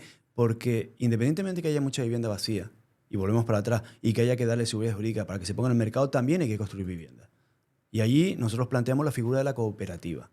Si quieres, un día que tengamos oportunidad, te vamos a plantear un planteamiento que hemos hecho nosotros al consejero de vivienda del Cabildo Insular de Fuerteventura, Víctor Alonso, para rehabilitar un sector en Tuineje, en Los Ramos, una urbanización que fue recalificada por una empresa pública, se construyeron las obras de urbanización, se terminaron, ahí se podrían construir 500 viviendas con todos los servicios. Los Ramos está entre el hotel, entre Las Palayitas y entre Gran Tarajal, o sea, en un punto intermedio estratégico. Están las calles construidas, todos los servicios hechos. Y vino una sentencia del Tribunal Superior de Justicia de Canarias que desclasificó el terreno. Una reclamación de un particular y se admitieron sus criterios y se desclasificó. A día de hoy es un suelo que está urbanizado porque tiene los servicios puestos a pie de calle, pero que no tiene actitud a nivel de uso porque fue desclasificado. Le hicimos un planteamiento al consejero, lo hablamos con los técnicos del Cabildo y le dijimos, señores... ¿Y le gustó? Al consejero le gustó mucho porque además hizo una propuesta interesantísima. 500 viviendas son 1.200 personas a lo mejor. No, él decía que 500 viviendas en régimen de cooperativa, vale, que se podría generar, a lo mejor apartar unas 100 viviendas para llegar a un acuerdo con la Consejería de Educación para que se fueran viviendas exclusivas para profesores, que muchos de ellos rechazan sus plazas en Fuerteventura porque no consiguen vivienda, y por lo menos sería un apoyo provisional o no para que esos profesores pudieran quedarse aquí. Está a mitad de la isla, está tanto al norte como al sur, y otro acuerdo con la Consejería de Sanidad, idem para el tema de los médicos. Con lo cual tú conseguirías resolver un problema social con la educación, otro problema social con la sanidad, dándole vivienda a los médicos que están destinados a Fuerteventura, que es un gravísimo problema porque rechazan las plazas por no conseguir una vivienda, y a su vez resolverías un problema social a nivel de vivienda con las otras 300 viviendas que sí podrías desarrollar en cooperativa. Evidentemente, el consejero me dice, nosotros estamos muy liados. Y yo soy también consejero de Asuntos Sociales y de otros asuntos y no me permite dedicarme exclusivamente a este, aunque debería hacerlo. Bueno, un tema casi más urbanístico que otra cosa, inicialmente, ¿no? Pero correcto. Aunque, Entonces nosotros decimos, dado que no tenemos capacidad de suelo, porque el uso no nos permite pedir una licencia y que nos la concedan, ¿por qué no vamos entonces a un proyecto de interés insular? Modificando, en este caso, el carácter del suelo y aceptando y reconociendo la actual sentencia. Una zona ya desarrollada, me decía. Ya desarrollada. ¿Por qué? Dice, ¿y dónde está el interés social? Digo, el interés social está en la posibilidad de construir vivienda y en que hay gastado más de 3 millones de euros en hacer una urbanización que, en todo caso, si cumplimos la sentencia, tenemos que levantar y nos va a costar otro 1,5 millones sacar eso y tirarlo a vertedero. Por una cuestión de rentabilidad de recursos existentes, sí podemos justificar si el fin va a ser vivienda no especulativa, ya sea para sanidad, ya sea para educación, que además resolvemos un problema, y ya sea para residencial. Estamos todavía, después casi de 6 meses, esperando una respuesta. Haney, ¿tú ahí detectas algún tipo de interés real? Yo no. Pues esa es la cuestión. Ese es el día a día de SOS Fuerteventura cuando tocamos con las administraciones. La falta de interés y la falta de gestión y la falta de determinación. Con respecto a lo que decía, volvemos otra vez a la cuestión de Rosa del Lago y las urbanizaciones fantasmas perdidas por todo Fuerteventura. Sí, y perdona que te corte porque llevamos 1 hora y media. Joder, se nos ha pasado volando. Se ha pasado hablando, hablamos de temas interesantes, pero vamos a cerrarlo en Rosa del Lago. Sí. Porque todavía se nos quedan muchísimos temas. de las renovables, del Pájara, que te quiero preguntar, que tú has sido técnico en Una Pájara. llamadita un momento, me incorporo Sí, ahora. sí, perdóname. Muchísimos temas que no vamos a tocar hoy, los seguiremos tocando. Tema político que yo sé que te gusta mucho, que hoy no hemos entrado ahí, no te he dado pie tampoco, porque porque se habla de lo que se tiene que hablar. O sea, la política es un aspecto, una versión, es un hobby, pero no yo es una entiendo necesidad. que ustedes como colectivo, un poco más a nivel de propuestas y de interpretar la situación y de política en la próxima ocasión. Pero bueno, vamos un poquito por cerrar lo que está en marcha, que esto sí que es una realidad, que es el plan parcial de Rosa del Lago, que según parece, según hemos visto, se ha informado, viene de mucho tiempo atrás, si no me equivoco, casi otro de lo que estamos hablando, esas bolsas de suelo que estaban ahí, solicitadas, calificadas, está dentro del plan general de hace muchísimo tiempo y ahora viene ¿El promotor? el promotor y dice, bueno, yo lo quiero desarrollar. Yo tengo un derecho y quiero consolidarlo. Exactamente. Explícanos ustedes qué es lo que están viendo ahí. Desde y- nuestra perspectiva. ¿Y qué soluciones proponen? Hemos visto el expediente, o sea, Hanay, no se puede hablar de ningún asunto si no tienes conocimiento de los hechos, porque si no estás haciendo el burro. Lo primero es mirar la documentación y ver en qué situación está. La Rosa del Lago, como efectivamente tú dices y con toda la razón, es un plan parcial que se desarrolló, está contemplado en el actual ordenamiento urbanístico de Puerto Rosario a través de su plan general aprobado en 2017, y lo que plantea el promotor, después de haberlo tenido parado, abandonado durante décadas, el reactivar la labor urbanizatoria para poder empezar con la labor constructiva. En este momento, claro, se plantea una cuestión importante y es que si ha estado tantos años parado, abandonado, se ha incumplido el plan de etapas, que es un documento incorporado al... Vamos a ver, cuando a ti te dan una licencia de obra, para que la gente nos entienda, en tu casa, ahí te dan, usted presenta proyecto, yo le doy licencia y usted tiene 2 años, normalmente se da 2 años, y otros 2 años de prórroga para construirlo. Si usted en esos 2 años no construye y no pide prórroga o se pasan 15 años, el ayuntamiento de oficio puede iniciar un procedimiento declarativo de caducidad y te quita el derecho de la licencia y vuelve otra vez a su estado anterior. Con los planes parciales, con los elementos urbanísticos, pasa exactamente igual. Un plan parcial es inmaterial en el tiempo. A ti te aprueban un suelo, te aprueban un uso y una posibilidad de desarrollar unas infraestructuras. Y eso se materializa a través de un proyecto de urbanización, que es como el proyecto de obras, por decirlo de alguna forma. Una vez que te dan el proyecto de urbanización, el proyecto de urbanización tiene que llevar su plan de etapa. Es documento obligatorio y tiene que estar incorporado y define la durabilidad, o sea, el tiempo de efectividad de hacer las obras y cómo se van a hacer las obras. Primero van las calles, después van las aceras, después o primero que nada van las zanjas para el saneamiento. O sea, en el plan de etapa de cada proyecto de urbanización se establece el desarrollo en el tiempo que tiene que para poder desarrollarse. La propia ley contempla el incumplimiento de los deberes urbanísticos por parte del promotor en cuanto a incumplimiento de su labor de la urbanización, tanto en el tiempo como en las formas o como en las condiciones. Si tienes que hacer las calles y no las haces, o si tienes que hacer la urbanización en 4 años y no lo haces en 4 años. Aquí estamos ante un manifiesto y clarísimo incumplimiento del plan de etapas, que eran 2 etapas de 4 años, 8 años para desarrollar todas las obras de urbanización y ponerlo en marcha en cuestión urbanística y edificatoria. Claramente lo han incumplido. Entonces, nosotros, sin tener que ahondar más en ese procedimiento, ya solicitamos al Ayuntamiento de Puerto Rosario formalmente la declaración de caducidad de los efectos del proyecto de urbanización por incumplimiento de su plan de etapas, que es documento necesario, imprescindible y además incorporado al propio proyecto de urbanización. No hemos tenido tampoco contestación, pero sin embargo sí hemos tenido acceso a un informe, otra vez de oficina técnica, donde la técnica, la misma técnica, por desgracia siempre la misma persona, y no voy a nombrar a nadie por no crear polémica, pero sabe todo el mundo quién es, porque dentro y fuera de la casa, viene a decir que sí, que es verdad, que como no se ha iniciado procedimiento declarativo de caducidad, que la urbanización sigue vigente y apta para seguir en construcción.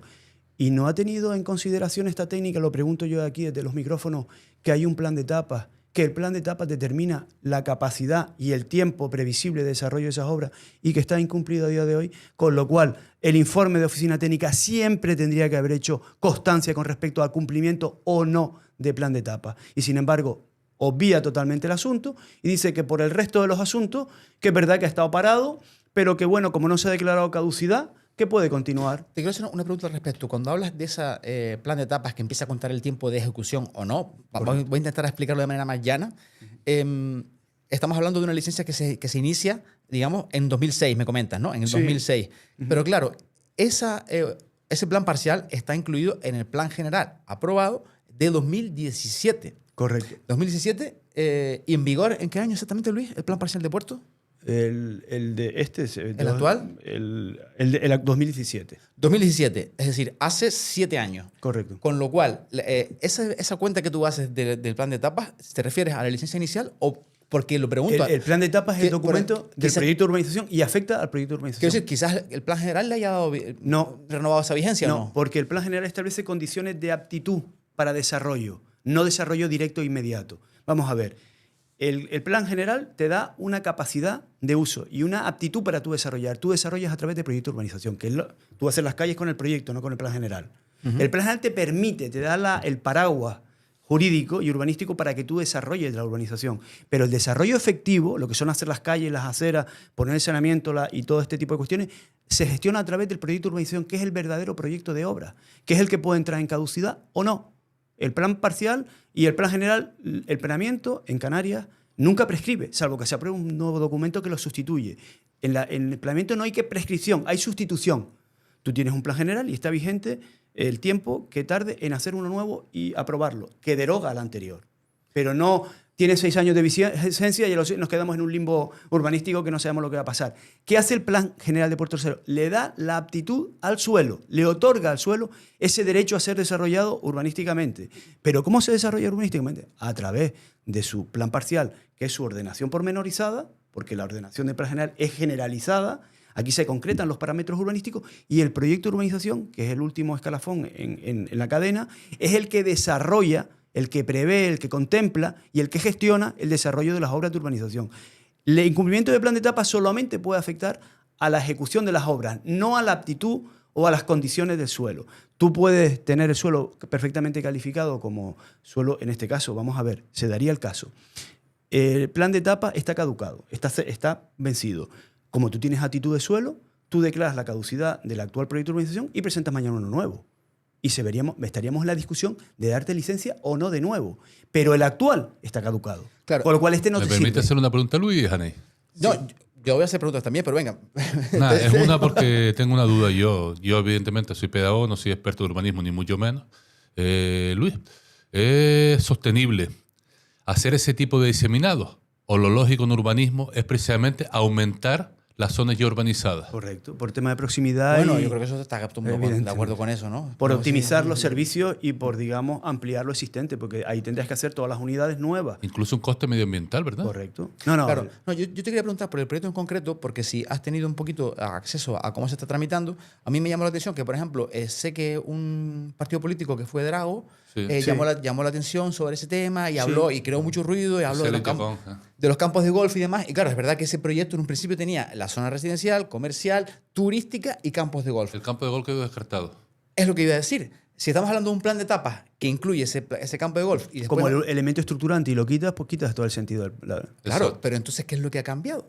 Porque hemos escuchado a los representantes, al alcalde y creo a la concejala no lo he escuchado, pero imagino que defenderá lo mismo. Sí, Ana Hernández. Ana Hernández, que no, que el campo de golf ya no va. Con lo cual, entiendo que ese proyecto inicialmente al que tú aludes se ha modificado. Correcto. Modificación sustancial, además. Exacto. Requiere modificación del plan parcial. ¿Tú lo has visto proyecto nuevo? Es que no lo han presentado. Está todo la discusión y toda la cuestión sobre el proyecto original, Haney. Si tú haces Pero una entonces se ha modificación... producido una modificación de ese proyecto que no conocemos. No y se ha que- producido porque no se ha plasmado, pero hay intención política, según se dice, de tenerla en consideración. O sea, hasta ahora lo único que hemos tenido son declaraciones de políticos opinando sobre cuestiones que no han tenido ningún reflejo a nivel administrativo, en cuanto a acuerdos o decretos o resoluciones que tengan, que eso sí que generan derechos jurídicos. Las declaraciones de los políticos no.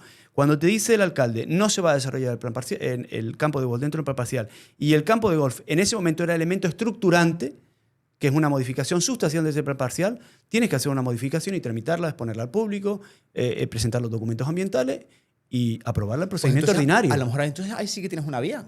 Un poco Clarísima. No, además.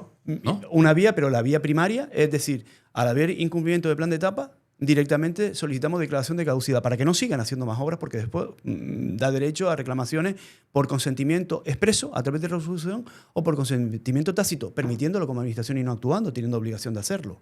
O sea, lo que nosotros intentamos es salvaguardar todos los derechos a nivel público en cualquiera de las vías que se puedan plantear, ya sea por consentimiento expreso, resolución notificada o publicada, en este caso publicada porque es planeamiento, o un consentimiento tácito que yo te dejo y tú terminas. Y ya después empezaremos a discutir y tú dirás, pero usted me dejó terminar las obras. Y tienes razón, aunque no tuviera derecho a terminarlas. Pero claro, como nadie alegó, nadie protestó y nadie reclamó, pues se consolidó ese derecho. Nosotros lo que estamos planteando es que se determine la caducidad de ese proyecto de urbanización por incumplimiento del plan de etapa, y eso es una partida jurídica, que a partir de ahí el propietario quiere desarrollar otro nuevo proyecto de urbanización, tendrá que hacer antes una modificación del plan parcial, donde ya no esté el campo de golf, y que consiga la aprobación definitiva de ese plan parcial, que nosotros estaremos los primeros oponiéndonos a que se desarrolle. Es lo que te iba a preguntar es lo que te iba a preguntar un poco por entenderlo. Es decir, el planteamiento, en este caso de SOS Fuerteventura Sostenible, es en cuanto a la globalidad de este proyecto, en contra total. Totalmente. Sí, de hecho, Haney, nosotros... Ni zona comercial, ni residencias, ni zona turística, ni campo de golf. De hecho, una cuestión que diferencia a SOS Fuerteventura de otros planteamientos es precisamente eso, que nosotros no solo anunciamos lo que se hace, sino que intervenimos administrativamente siempre que podemos. Muy bien. Pues perfecto. Creo que hemos explicado un poquito sobre...